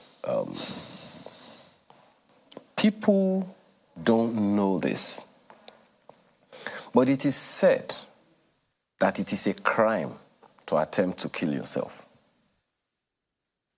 Oh, yes. Well, according Is it not my life? And I don't want it anymore. Is it by force? Well, it sounds funny. But yes, I think, again, the Lunacy Act of 1958, if I'm correct, actually says that it's a crime to... 1958? Yes. You mean they've been committing suicide since that time? Even before then. Suicide is as old as mankind. Judas committed suicide. What are you talking about? Judas is different. Okay, so first, we need to realize that, yes, people who, maybe made up that act were not so informed. The good thing is that we have a bill that was passed in January this year, even though it doesn't speak specifically about suicide, but it talks about protecting the human rights of people with mental health conditions. And so if we can look at suicide as a mental health concern, then we need to really protect them instead of criminalize them as what the previous law did. Is it a mental health issue? Yes, it is. Nobody would think of ending their own life, except as a problem, except as a challenge. I find that, forgive me, it may sound a little cynical, but I find that sometimes hard to believe. You talked about poverty and the rest of them. I found that it's not the same reason. I heard the story, for instance, of an individual who grew to the highest, perhaps even to the presidency level. He wasn't president, but he was working, with the head of government in one of these highly developed countries, and woke up one day and decided, is that all there is to it? And then he went and committed suicide. Robin Williams killed himself. He was a very successful actor. Exactly. So why would that? I mean, it's not a function of. It's not poverty. It's not poverty. Well, so that's one of the reasons why it's a mental health concern. So when you think about mental health, think about the way you think, the way you feel, and how you respond. That's basically what mental health is all about. But before I go on, I need to really talk about the use of words like killing yourself, for example. We talked about criminalizing it. When you use words like that, it almost, fits into that criminal nature that you're doing something wrong. Well, isn't that what it is? But no, we would probably use the word someone attempts suicide, for example, rather than even saying someone committed suicide or someone killed themselves. Or someone died by suicide, right? Okay. So you either attempt, you have thoughts of suicide, or you died by suicide. Again, that helps us understand that they are victims and they are not necessarily criminals in that sense. Oh. Now, speaking of why people would, attempt suicide, there are many reasons. Mental health concerns could be one of them. Another reason for me, and this is more of experiential in my practice, I have seen people attempt suicide and then come into therapy, after a period of time, come back to you and ask you the same question, which is, why was I trying to end my life? Right? I've seen that. In fact, there's a simple joke about the person who wanted to attempt his life, went into the forest, hung the tree, and saw a python, and then ran after the the python eats you, and you put an end to it. It's funny, but it gives us that idea that many people who attempt suicide do not do it from a conscious state or a totally deliberate state. And so my theory, and this is from experience and practice, is that many people who are suicidal get to a point where they are stuck, right? They are stuck mentally. Now, it doesn't have to, you might be looking at it from the external perspective and say, hey, you can fix this. But at that point where they are, they feel there's no way out. Now, what I also have seen in experience is that nobody wakes up one morning and just thinks of ending their life. Usually it grows, right? So it starts with something like, why am I here? Or what can I do to fix this? How do I deal with this? And then it keeps on evolving. When they can't find a way out, it keeps on evolving. What if I wasn't here? What if I could just leave this sin? And then what if I could just end my life, right? So it's usually a progression that eventually gets to the point where suicide becomes the option for that person. But we know that it's not the only option. And so our job is to help them see things from a different perspective and help them fix whatever challenges makes them feel stuck. Yes. The scary part for me is the fact that it is not just circumstantial. Mm-hmm. So people could actually be in that sphere and not even know that they are being suicidal, right? Oh, yes. Okay. Some people can. At what point does anyone need to begin to recognize? What are the telltale signs, subtle or prominent or pronounced, that will make someone know that this fellow is suicidal? Okay, so suicide can be the reason, can result from many things. Mental health concerns like depression, for example. But we say that depression is not the only thing that leads to suicide. So someone can be suicidal and not be depressed, right? Substance use also can lead people to being suicidal. But some of the signs that you should look out for is things like they begin to talk about death, for example. It's begin to talk about how meaningless life is, or they begin to ask questions about the meaning of life. In some cases, you could see some people begin to withdraw. That could also give you a hint. It's not necessarily a guarantee that the person who withdraws is suicidal, but again, that's one of the signs that we see. Is social withdrawal, loss of interest in things they used to love doing before. They start to talk about it and plan about it, so they could go online and start to research. Oh, if I were to die, well, how would I? What's the best way? What's the simplest way? Something like that. People do research such things? Yeah, they do research that. So, I've had clients who tell me, I've researched 1,000 ways to die, or, 10 ways to die. And there's a movie, I think, like that, and that would also be that person's kind of favorite movie. They usually are attracted to dark themes in terms of stories, negative stories, things that are not so pleasant. And if you were to look at the person's DM, for example, it would give you a hint. So either a tear, someone crying, or just a dark, things like that tells us that the person is in a mentally, stuck state. Talking about it, planning about it. Previous attempts as well could also be something you look out for. If somebody has had a previous attempt before, there's a likelihood that they would attempt again. And then the use of substance. Some people, when they use substances, it affects the cognitive reasoning, the ability to really assess things and look at things from a whole perspective, and that can predispose them as Sometimes, you know, this whole conversation about substance use is very, very interesting, because what could be hazardous to someone could just be the playfield of some others. I, for instance, I can't take coffee, even to save myself.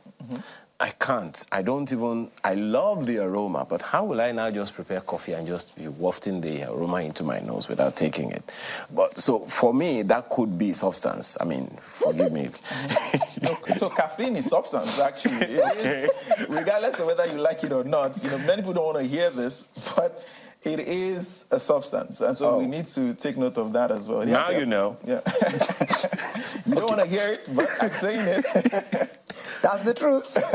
Okay, so now with these telltale signs, how do you begin to intervene, or what do you say to someone who you suspect might be? There are those who could just decide. How do you even start the conversation? Exactly, because there are those who would decide, you know what, I want to be offline for a while. God forbid, the next thing you know, you're hearing stories. So how do you begin that conversation with someone who you suspect could be in a dark place? Be in a dark place. Well, so I'll start by saying the good news is that even though our practice is strongly built on confidentiality, right? One of the areas where you can break confidentiality is things like suicide, when a person is trying to hurt themselves or hurt people around them. And so for me, the first thing anyone who wants to have that conversation should do is, work on themselves, which is change the mindset that people who attempt suicide are criminals, for example, are ungrateful, for example. All those negative thoughts we have towards it, and then change it to the perspective that they need help. They are probably stuck, right? And so once you're able to do that, you then want to have the conversation where you are able to validate how they feel. Right? Not telling them, oh, go and do it, but helping them understand that it's okay not to be okay, for example, but also understand that anyone who were to think that they were stuck in that state might be thinking of that as well. And let me give you a practical example from my practice. Sometimes, like I said, I've had people who would attempt and come back and say, why was I doing this? So what I do with them is that I take them back to what happened. And I ask them a question, which is, at the point when you were attempting suicide, what was going through your mind? And they'll tell me something like this, that I thought that I have lost everything. So I would ask the follow-up question, which is, what would losing everything look like for you? And they say, oh, you know what, maybe I lost my house, my job, my family, my everything. And I said, if somebody came to you and said to you, I want to end my life because I've lost all these things, would you understand? And say, I would understand that, right? So what that does for me to them is to help them see how at that state where they were, regardless of the situation, the way they saw it, suicide seemed like the option. So validating the person is the first step to go. To say, hey, you know what, if anybody thought they've lost everything, if anyone thought life was hopeless, the question is, why do I need to continue? So that means that suicidal thoughts for that kind of person would be validated. But I can then move on to helping them see how maybe life isn't hopeless, right? Whereby I'm able to help them see a different perspective. But sometimes when you have invested so much in a business, you have invested so much in a relationship, you have invested so much as a parent, you've invested so much into something or someone. I heard the story of, was actually told to me by the individual concerned. She was preparing to get married, and she had that lady, bridesmaid, and she already assigned, got herself a bridesmaid, but she just needed to travel for a bit. By the time she came back, she saw a wedding invitation of the bridesmaid and her husband-to-be. Oh, my God. Now, that's definitely one department to be stuck in, isn't it? Having invested so much in both the friendship and in that relationship, how does that person see anything beyond? Beyond suicide. Beyond, yes. Beyond suicide. So the question is, So the person in that situation would think, oh, you know what, I've lost everything or something exactly. like that, right? I've lost It's everything. Friendship and relationship. Okay, but the question I would ask that person, maybe not in actual therapy, but because we're talking, is to say that, you know, if you have a friend and you have a spouse-to-be who would do this to you, don't you think you just dodged the bullet? True. So that's a different way to look at it. So rather than looking at it as, oh, you know what, I just lost someone, you should be looking at it as, oh, wow. Thank God. I'm happy that I lost you now, or this happened right now, than when we got married. Let's assume this didn't happen. They got married, and then only to find out that the man was still seeing her best friend. That would even be more devastating. Yeah. And that would have also deprived her of actually finding somebody who really cares about her. So that's a different way to see it. Perspective. Exactly. How about... So but what are the signs for someone, if you're living, for instance, with your husband, and your husband is having those dark thoughts, what are the signs that I would see to know that he was in a dark place? Okay, so I mentioned a few of them earlier. And number one way is the conversations that the person has. You know, when they speak to you or when they speak about anything, they are more likely going to be seeing things from a dark perspective. So, as opposed to optimistic. Exactly. Sometimes they will tell you, oh, I was just joking, you know, but we don't believe there's anything called a joke in situations like that. So you can just say, oh, let everybody just die like that or something like that, right? That gives you so if the person jokes about it once, it might not be enough to just conclude, but once it becomes consistent, you know, that could be a sign.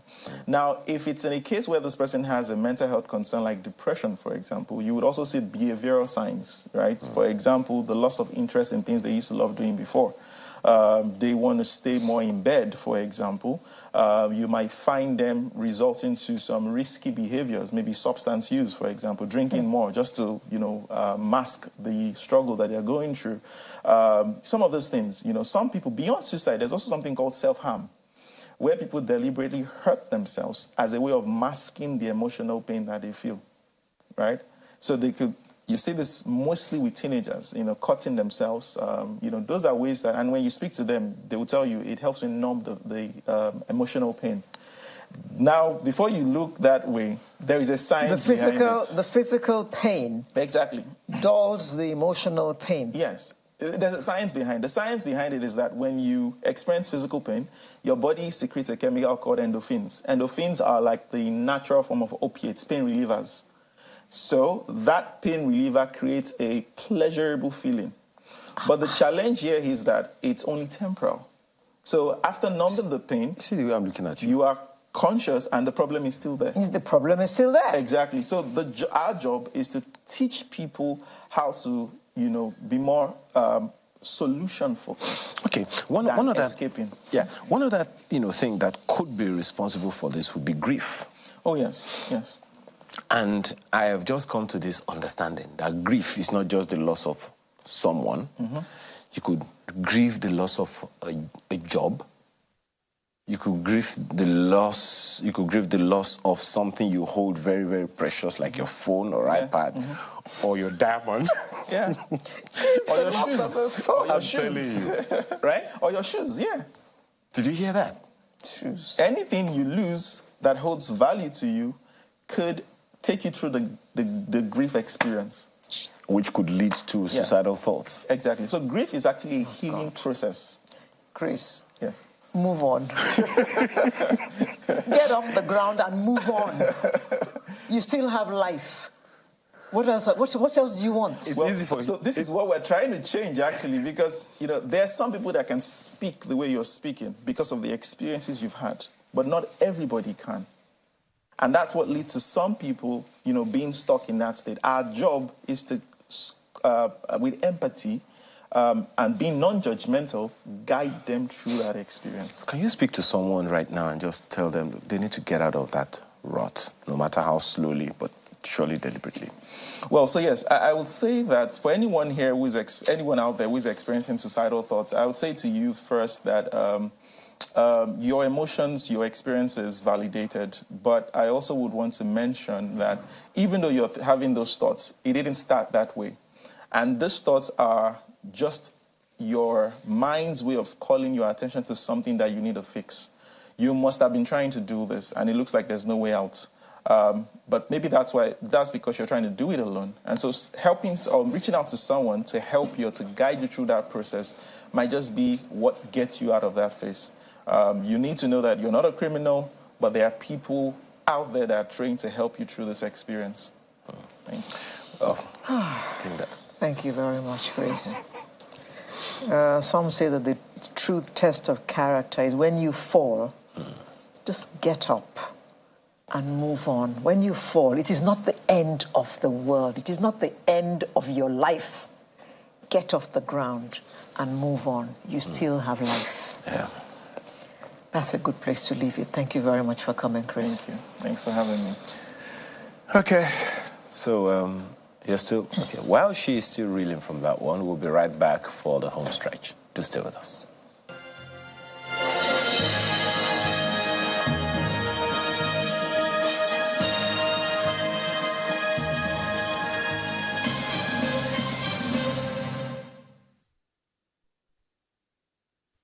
The Heritage for Life Foundation and Greenland Classics invites you to a nonagenarian concert and presentation of the book titled The Spirit of Our Treasures in honor of Dr. Christopher Kolade, CON, former Nigerian High Commissioner to the United Kingdom, and Chief Emeka Anyaoku, GCON, GCVO, CFR, former Secretary General of the Commonwealth, under the distinguished chairmanship of Chief Olusegun Obasanjo, GCFR, former President of Nigeria. Special guest of honor, His Excellency Dr. Babajide Sanwo-Olu, Governor of Lagos State, His Excellency Mr. Ademola Adeleke, Governor Osun State, and Sir Dr. Raymond Obieri, OON, a corporate guru. Distinguished guest of honor, Chief Dumo Lulu Briggs, Chairman, Platform Petroleum Limited, Dr. John Momo, OON, Chairman and CEO, Channels Media Group. Keynote speaker, Bishop Matthew Kuka, Catholic Bishop of Sokoto. Book forward by Mr. Donald Duke, CON, former Cross River State Governor. Author of event, Pastor Etua Igodalo, Senior Pastor, Trinity House. Date, Thursday, September the 7th, 2023, at the Church of Nativity, Parkview Estate, Ikoyi, at 5 p.m. RSVP, Lemuel Iyala, 0803 888 4161.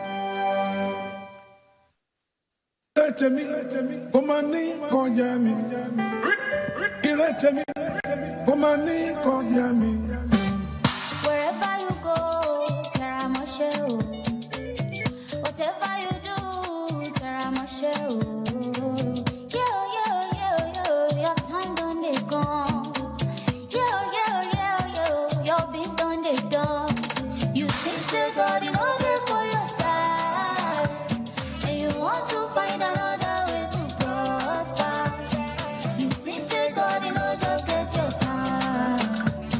I feel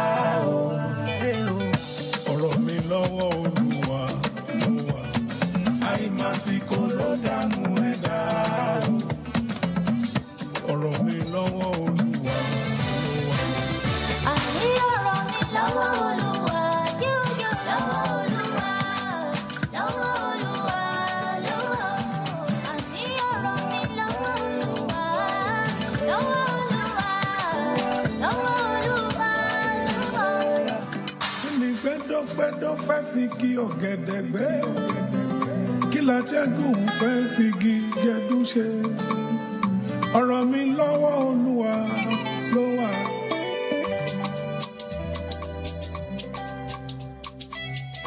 ọ̀rọ̀ mi lọ́wọ́ Olúwa ló wà. Ìrètí mi kò máa ní kọjá mi o. ọ̀rọ̀ mi lọ́wọ́ Olúwa ló wà.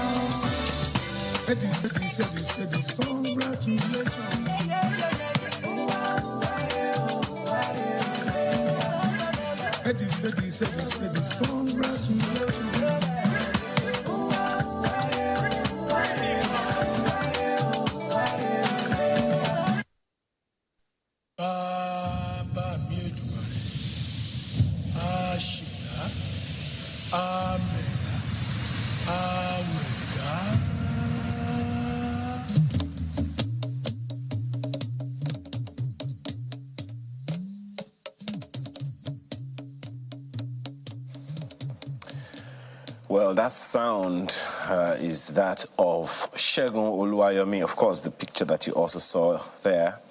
He's called the Arugbo Ojo crooner, not Arugbo Ojo. Please look, just look straight. Look straight. And it's a multiple award-winning gospel saxophonist in Nigeria. Arugbo Ojo. Yes. What does that mean?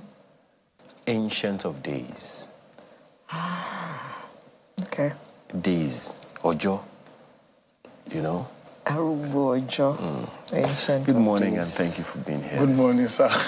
I'm sure that this kind of conversation is not strange to you. No, at all. Not strange to me at all. Oh, really? I eat almost every day. Not all of us speak Yoruba. Thank you very tried, much. Tried, like I said Really? earlier, yes.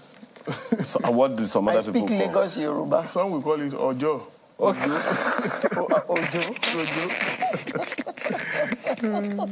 Thanks for being here this morning. You're welcome, sir. Thank you for having me, sir. Well, you've told your story countless times, you know, but you know, there's a good. It will seem like there was an avalanche of many people wanting to play the saxophone some years ago. It seems like we have been able to separate the wheat from the chaff now. The boys from the men. The boys from the men. You remember that time? Yes, Everyone wanted to play a About 30 saxophone. years ago. Yes. Everybody wanted to play the saxophone, but now... And because of Fela or what? no, because of... okay, tell me. Okay, it was a call in my church that was over 30 years ago. I was writing one of my examinations in secondary school. My choir master then, Pastor Emu Awujobi, said, we need to teach some of our children musical instruments, so come and put down your name. So a lot of people went for guitars, keyboard, saxophone. They now left trumpet behind because they thought trumpet is difficult to learn and to play. So by the time I came from the school, and I saw that it was only trumpet that was available, I had to pick it.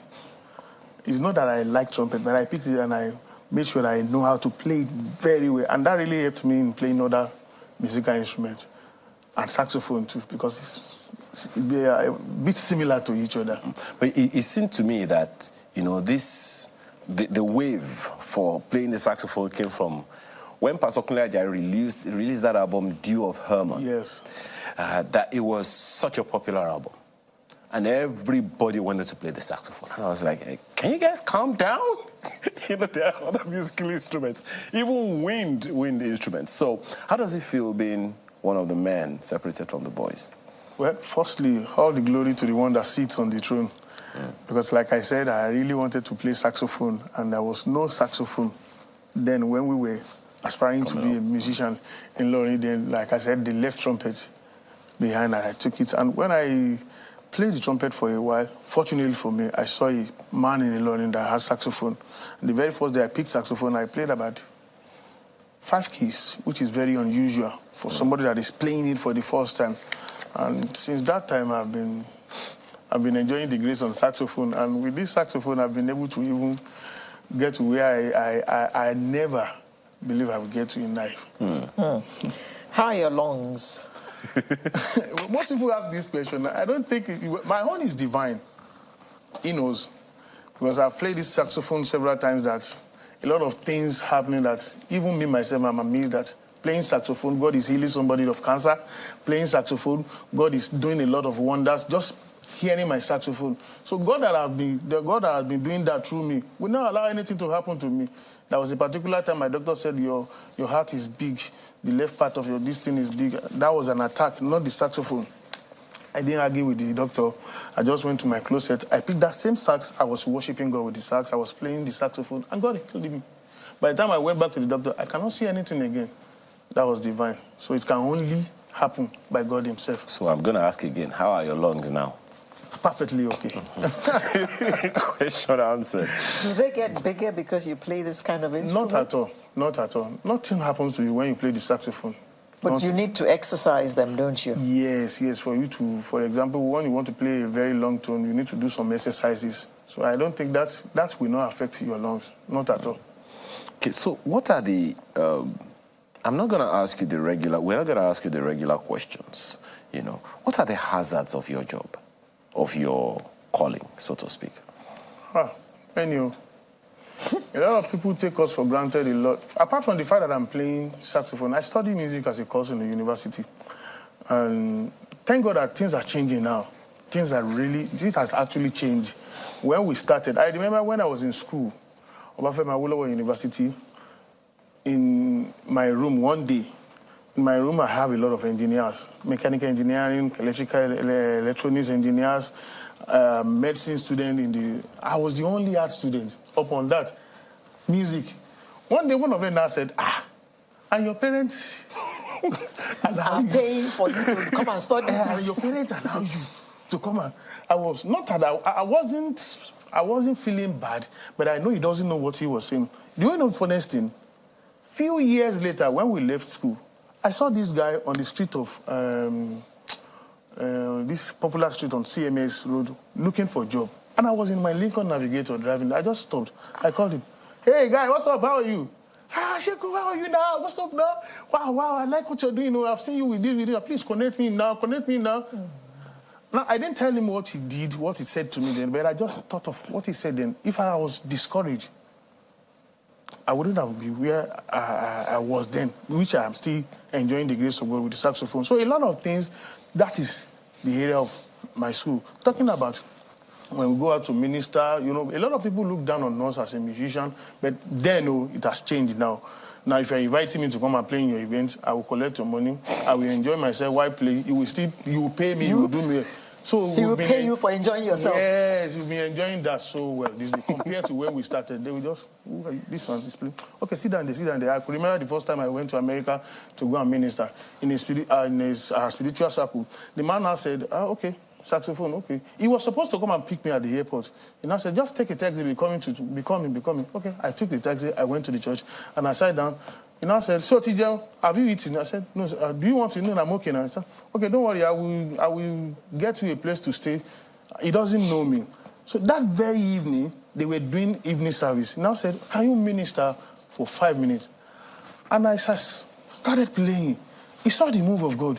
He said, please, can we check you into an hotel? I said, no, I'm okay. Fortunately for me, the person that I'm going to stay with, we've been talking, and I now like the spirit of that. No, let me stay with this man.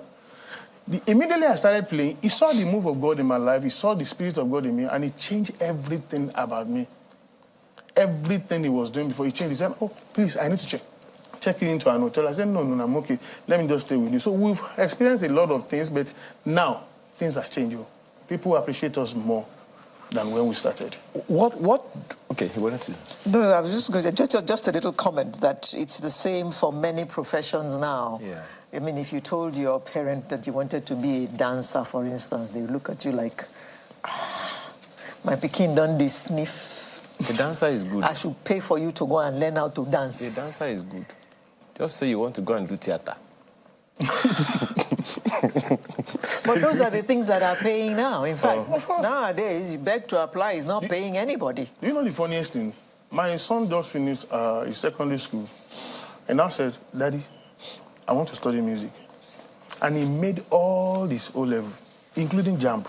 He has one of the best JAMB results in his school. Now I was asking myself, music. My father-in-law said, Shegun, I hope you are not the one that is influencing this boy to go and study music. And I called him, why do you want to study music? He said, Dad, I love it. I will be fulfilled in studying music.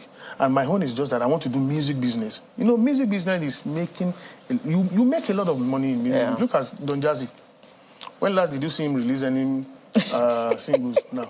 But he's making money. He's a godfather. Yes. So music is serious business that will make a lot of money. Immediately he said that, Go ahead. Perhaps also that speaks to the conversation we should be having around music business. A good number of people, I mean, you have crossed the Rubicon, you've been through the rut. There's a number of people. We hosted Alex O 2 weeks ago, and he was talking about the challenges of being in the business of music. He only did the show. Some other persons did the business, and he didn't make as much from that. For anyone trying to get into the business, what would you recommend as the inroad? They have the skills. Yeah, I know some people can't even sing to save their lives, but they want to be artists. Of course, I want to be a musician. Yeah, I want to be, so they love the glitz and glamour and everything. But they don't, what's the inroad that you would recommend to anyone? Learn about it very well. Read about it very well. We don't even have to go to any school. There are a lot of things on the internet you can read about music business that will help you package yourself very well. That is it. If you can just read books, learn very well, study people that have been doing it before. Maybe you can make Don Jazzy your mentor, all the music gurus outside there. You can be their friends, go to them, learn from them. Music is a way good business now. Well, perhaps to I like the way he's saying it. He knows what he's going through. Perhaps to also, make it clear. I glossed over this the other time. What's the difference between music, being in music, and being in music business? Okay, for example, now I'm not into music business. I can boldly say I'm a music minister. I do more of performing music in church. But when you are doing a music business, you will know the type of music to release, where to go, where your artists need to go, where not to go. The laws behind it. Yes. So that is the copyright and all those things. Yeah, that is it. For example, now, you don't need to sing a song that somebody has sung before. That could land you in a serious mess that can actually destroy what you've been doing. But there's some can do covers, right? You can do cover, provided you get the necessary permission from it. Okay. Now, one of the ways in which people get into this business is they attend competitions like AGT, America's Got Talent, Nigerian Idol, and all those other things. How fruitful would you say those are in getting to this? Because not everyone that goes into those competitions get close to number 10. And I don't mean 10 Downing Street. Well, in fact, you are in the spirit now, because I discovered that most of our upcoming musicians rather, that are not well known, we are taking them for granted a lot. And like what you just said now, me and my team, we're about starting something we call Gospel Icons Africa. It's a reality show. And we are doing it in a way it ought to be done. We have seen a lot of such programs in the time past before, but this time around, we're doing it in a way it ought to be done. For example, by the time we audition you get to the next best 10, and you eventually become the winner. 10 million is available for you. A brand new car a brand new SUV is available for you. 2 years recording deal is available for you. No. It's like you're already advertising now. You're ready to pay. But the reason I'm asking that question is along the line of how functional are music competitions for getting people to start. We know a few in the country, in Nigeria, who got famous through such opportunities. There are plenty. Nigerian Idol. There are plenty. Mercy Chinwo came from Nigerian Idols. Who? Mercy Chinwo. Is it Nigeria Idol or Project Fame? Is it either Nigeria Idol or Project Fame? I think it's Dare, as he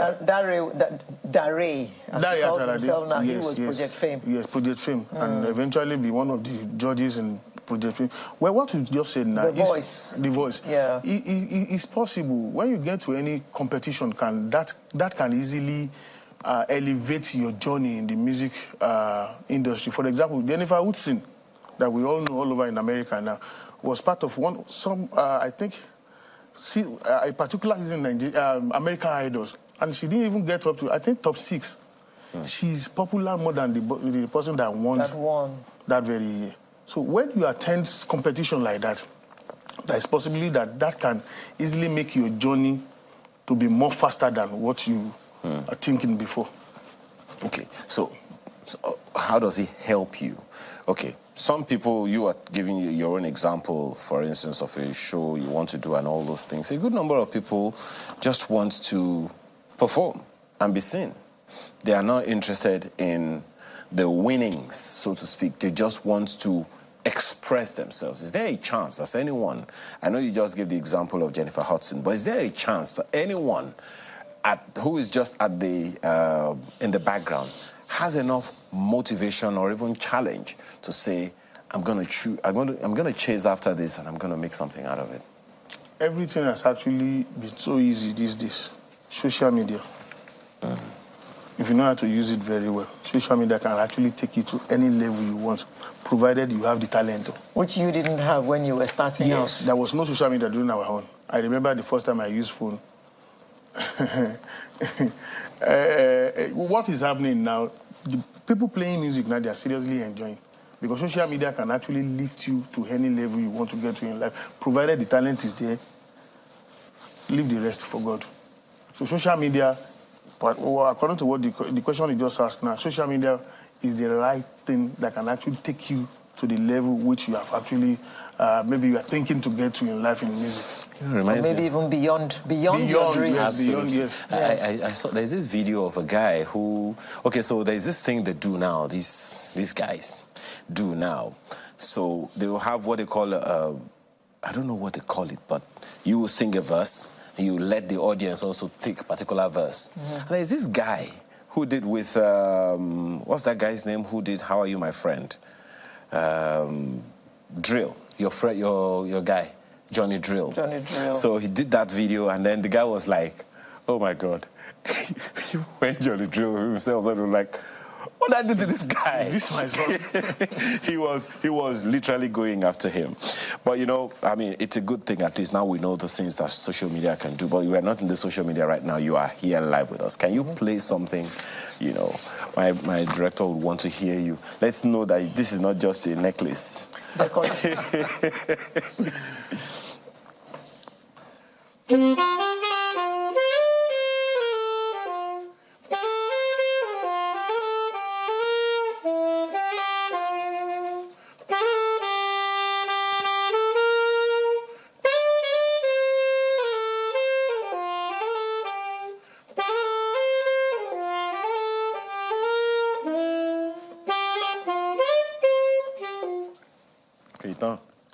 Just like that. No, he will close the program when we sign off.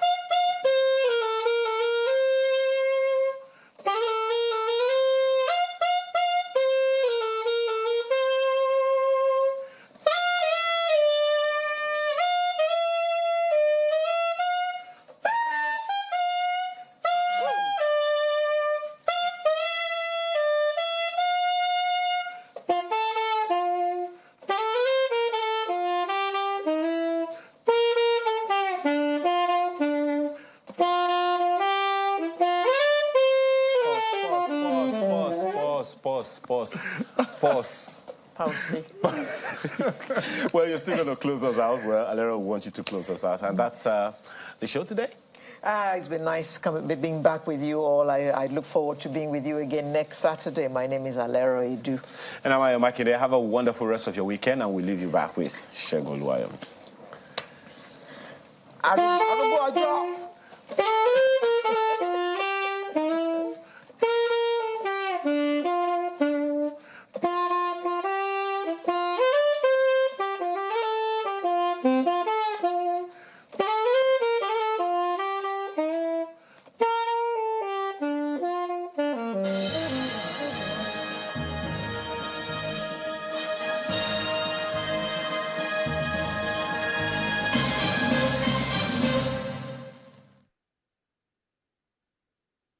Our website, channelstv.com, has more information on our top stories and others. Subscribe and watch Channels Television's live stream on YouTube and other social media platforms using your mobile device browser.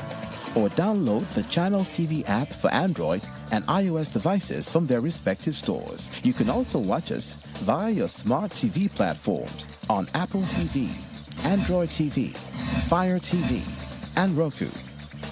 Channels Television. Ubiquitous. Do you feel terrified when speaking before a group?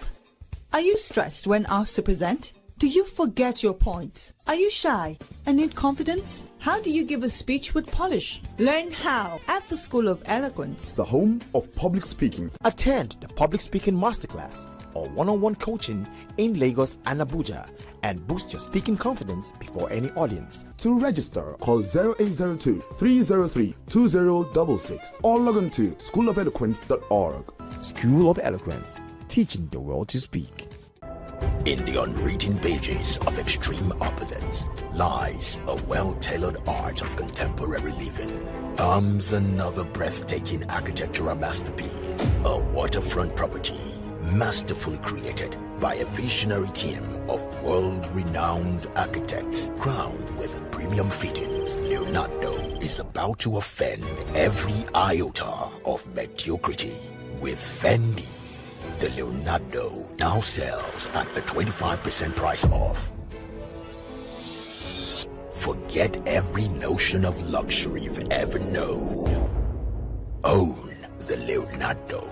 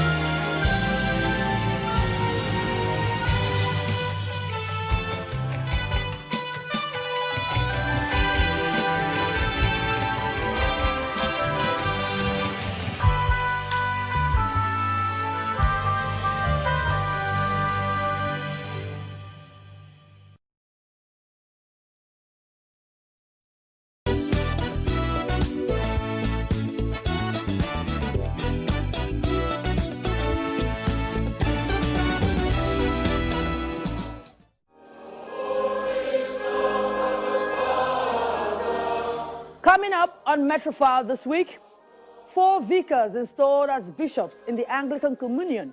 Amongst them is the Right Reverend Ifedola Senasu Okukbevi. 2 new archbishops and a dean were also installed.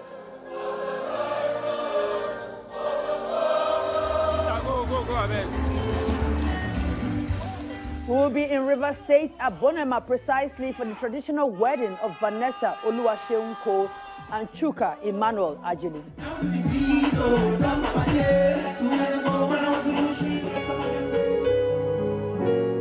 From there to Moro in Osun State for the burial of Madam Alice Ojo-Olakpe Odumakin, mother of the late Afenifere Publicity Secretary, Comrade Yinka Odumakin. Welcome to the very first edition of Metrofile in the month of September. While we are just 3 months away from the end of the year, time do really fly. Anyway, let's see what we can do with the next 30 minutes of our time here on the show. A warm welcome to Metrofile and thank you so much for joining us. Now, kindly watch out for sensitive images while we do that. Once again, welcome to Metrofile. I am Oge Chukwuosi Ojelude. All right, 4 new bishops were recently consecrated as bishops in the Anglican Communion. Amongst them is the Bishop of Lagos, the Right Reverend Ifedola Senasu Okukbevi, who was the former vicar of our Saviour's Church, TBS Lagos. Also at the event, 2 new archbishops and a dean were also installed. Now let's check out how it all went down at the Archbishop Vining Memorial Church in Lagos. It's a special day in the fold of the Church of Nigeria, Anglican Communion.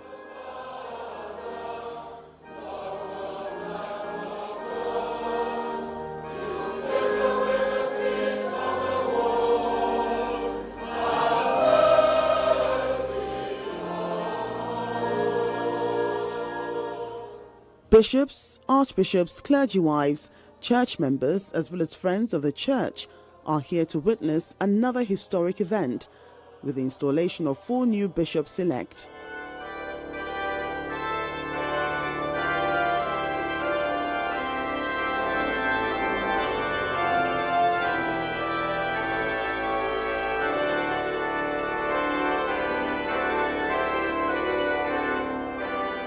The Bishop-elect's Diocese of Ajayi-Crowther, the Venerable Collins Olufemi Babalola, the Bishop-elect Diocese of Ndokwa, the Venerable Festus Uzoka Wafili, the Bishop-elect Diocese of Lagos, the Venerable Ifedola Senasu Okukwevi, and the Bishop-elect Diocese of Akoko-Edo, the Venerable Ebenezer Saiki. These men of God have been elected to steer the ships in their various dioceses, and they are here before God and the congregation to be officially consecrated.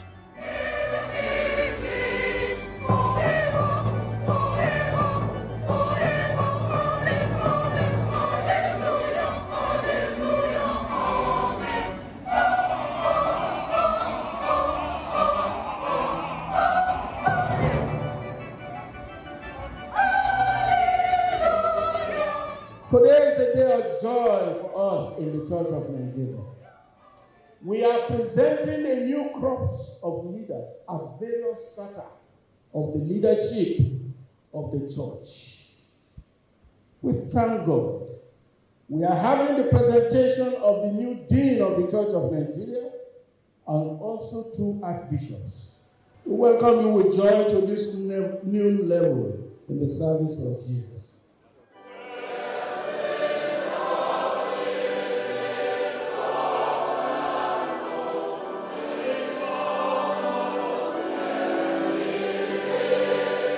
The Primate of all Nigeria Anglican Communion, His Grace the Most Reverend Henry Ndukuba, presides as he presents the bishop-elects to take their oath. Let the oaths be taken and the declarations be made.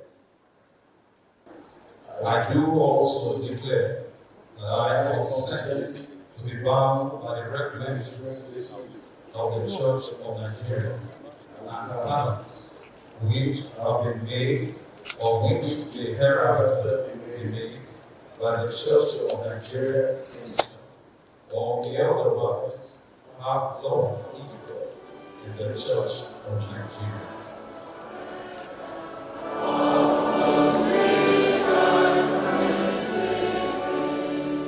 The bishop-elects lie on the floor in reverence to God.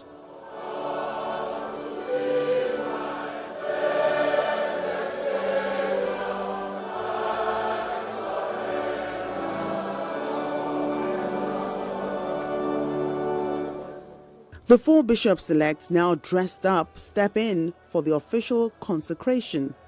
Receive the Holy Spirit for the office and work of a bishop in the Church of God, now committed to you by the imposition of our hands.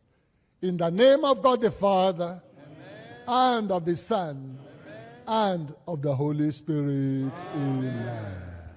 Take this staff. Be a shepherd and not a wolf to the flock of Christ. Feed them and do not devour them. Seek the lost. Uphold the weak. Restore health to the sick. Lift the downtrodden. Now officially consecrated, they are presented to the congregation.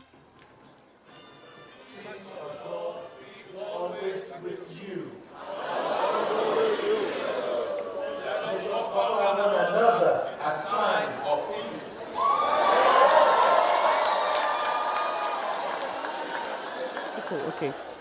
Also at the occasion, the Archbishop-elect of Lagos and Kaduna Ecclesiastical Province, the Most Reverend Dr. Michael Olishina Fakwe and the Most Reverend Dr. Timothy Yahaya were consecrated Archbishop, while the Archbishop of the Ecclesiastical Province of Niger Delta, the Most Reverend Dr. Blessing Eida, made Dean of the Church of Nigeria. Will you greet your new Archbishops and Dean and welcome them in Christ's name?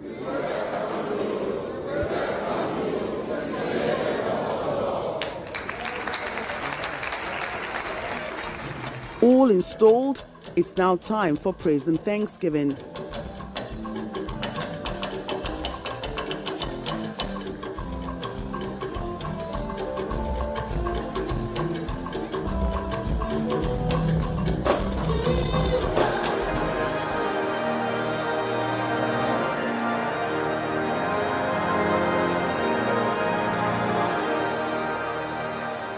The enthronement ceremony of one of the newly installed bishops, the Diocesan Bishop of Lagos, the Right Reverend Ifedola Senasu Okukwevi, took place at the Church of Christ, Marina, Lagos.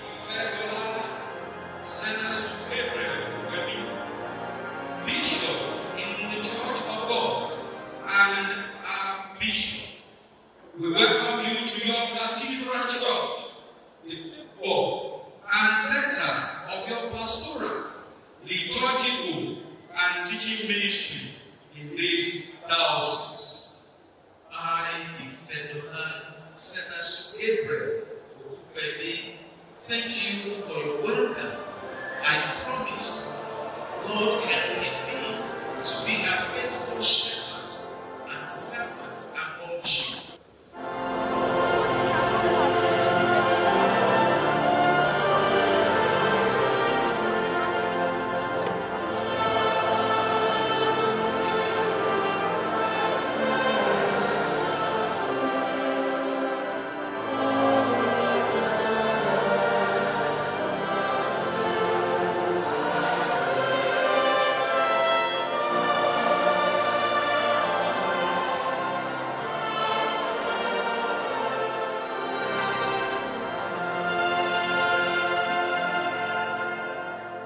As a bridegroom adorns his head like a priest, as a bride adorns herself with her jewels.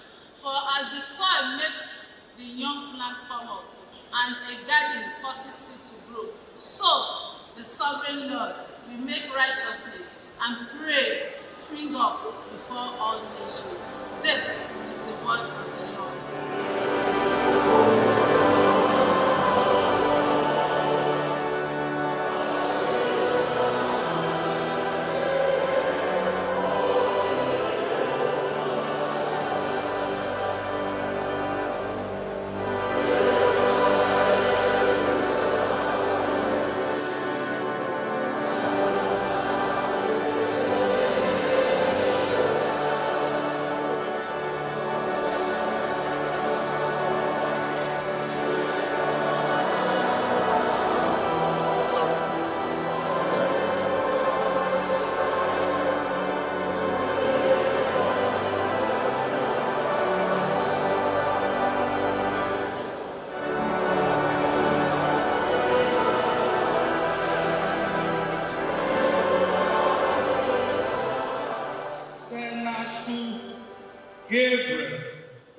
Okukpevi, elected, confirmed, and consecrated into the real, actual, and corporeal possession of the bishopric of Lagos, with all the singular rights, dignities, honors, privileges, and appurtenances thereto belonging, and place you in the episcopal seat of this Cathedral Church of Christ, Marina, Lagos, in the name of the Father, and of the Son, and of the Holy Spirit.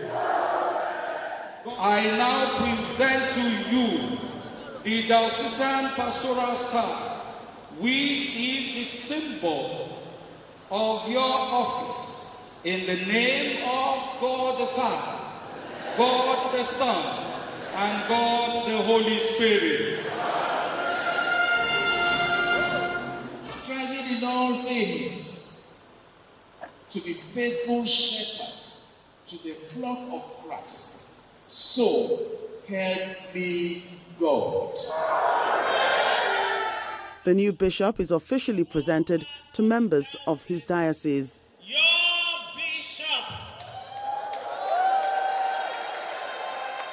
The Right Reverend Ifedola Senasu Okukpevi was ordained deacon in 1988 at the age of 25 at the Archbishop Vining Memorial Church, Ikeja, Lagos.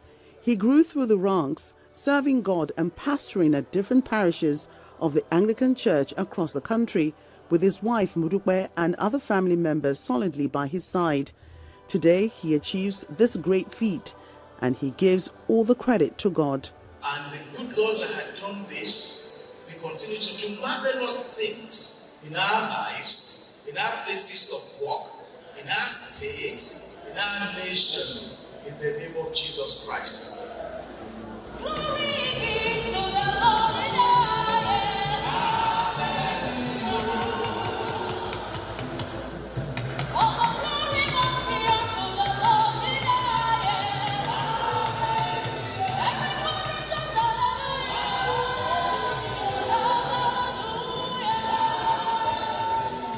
All said and done, the service comes to an end.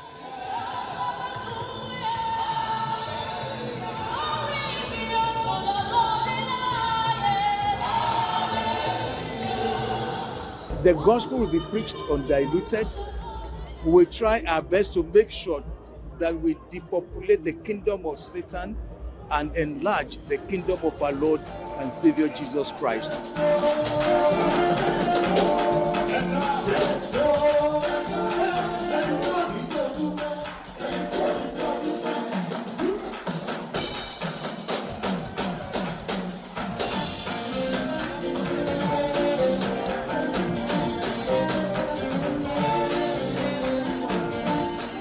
They welcome the new bishop and his wife.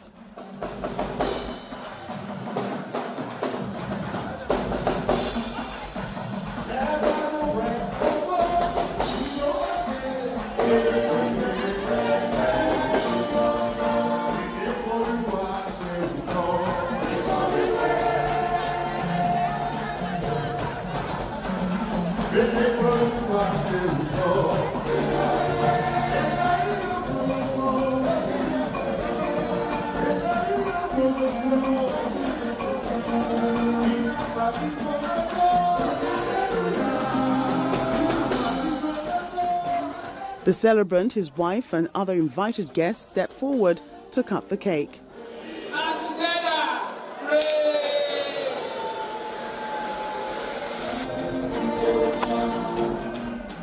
A new responsibility bestowed on the Right Reverend Ifedola Senasu Okukpevi and other clergy called to service at higher levels, a task they are taking on with the support of their families and congregants of their various dioceses across the country. He is wishing them all the best for the future.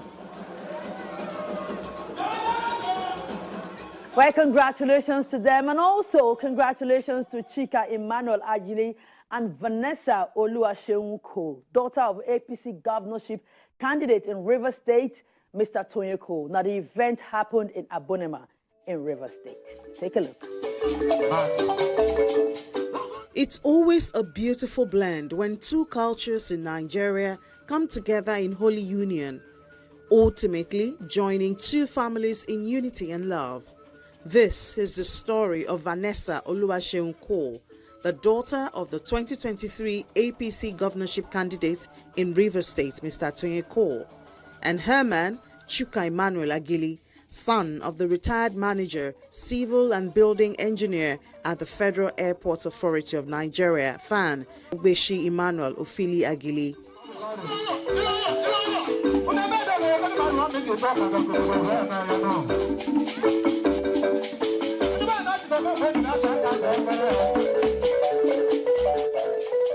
Chuka has brought his people all the way from Asaba in Delta State to Abonima in Akuko Toru local government area in Rivers State to perform the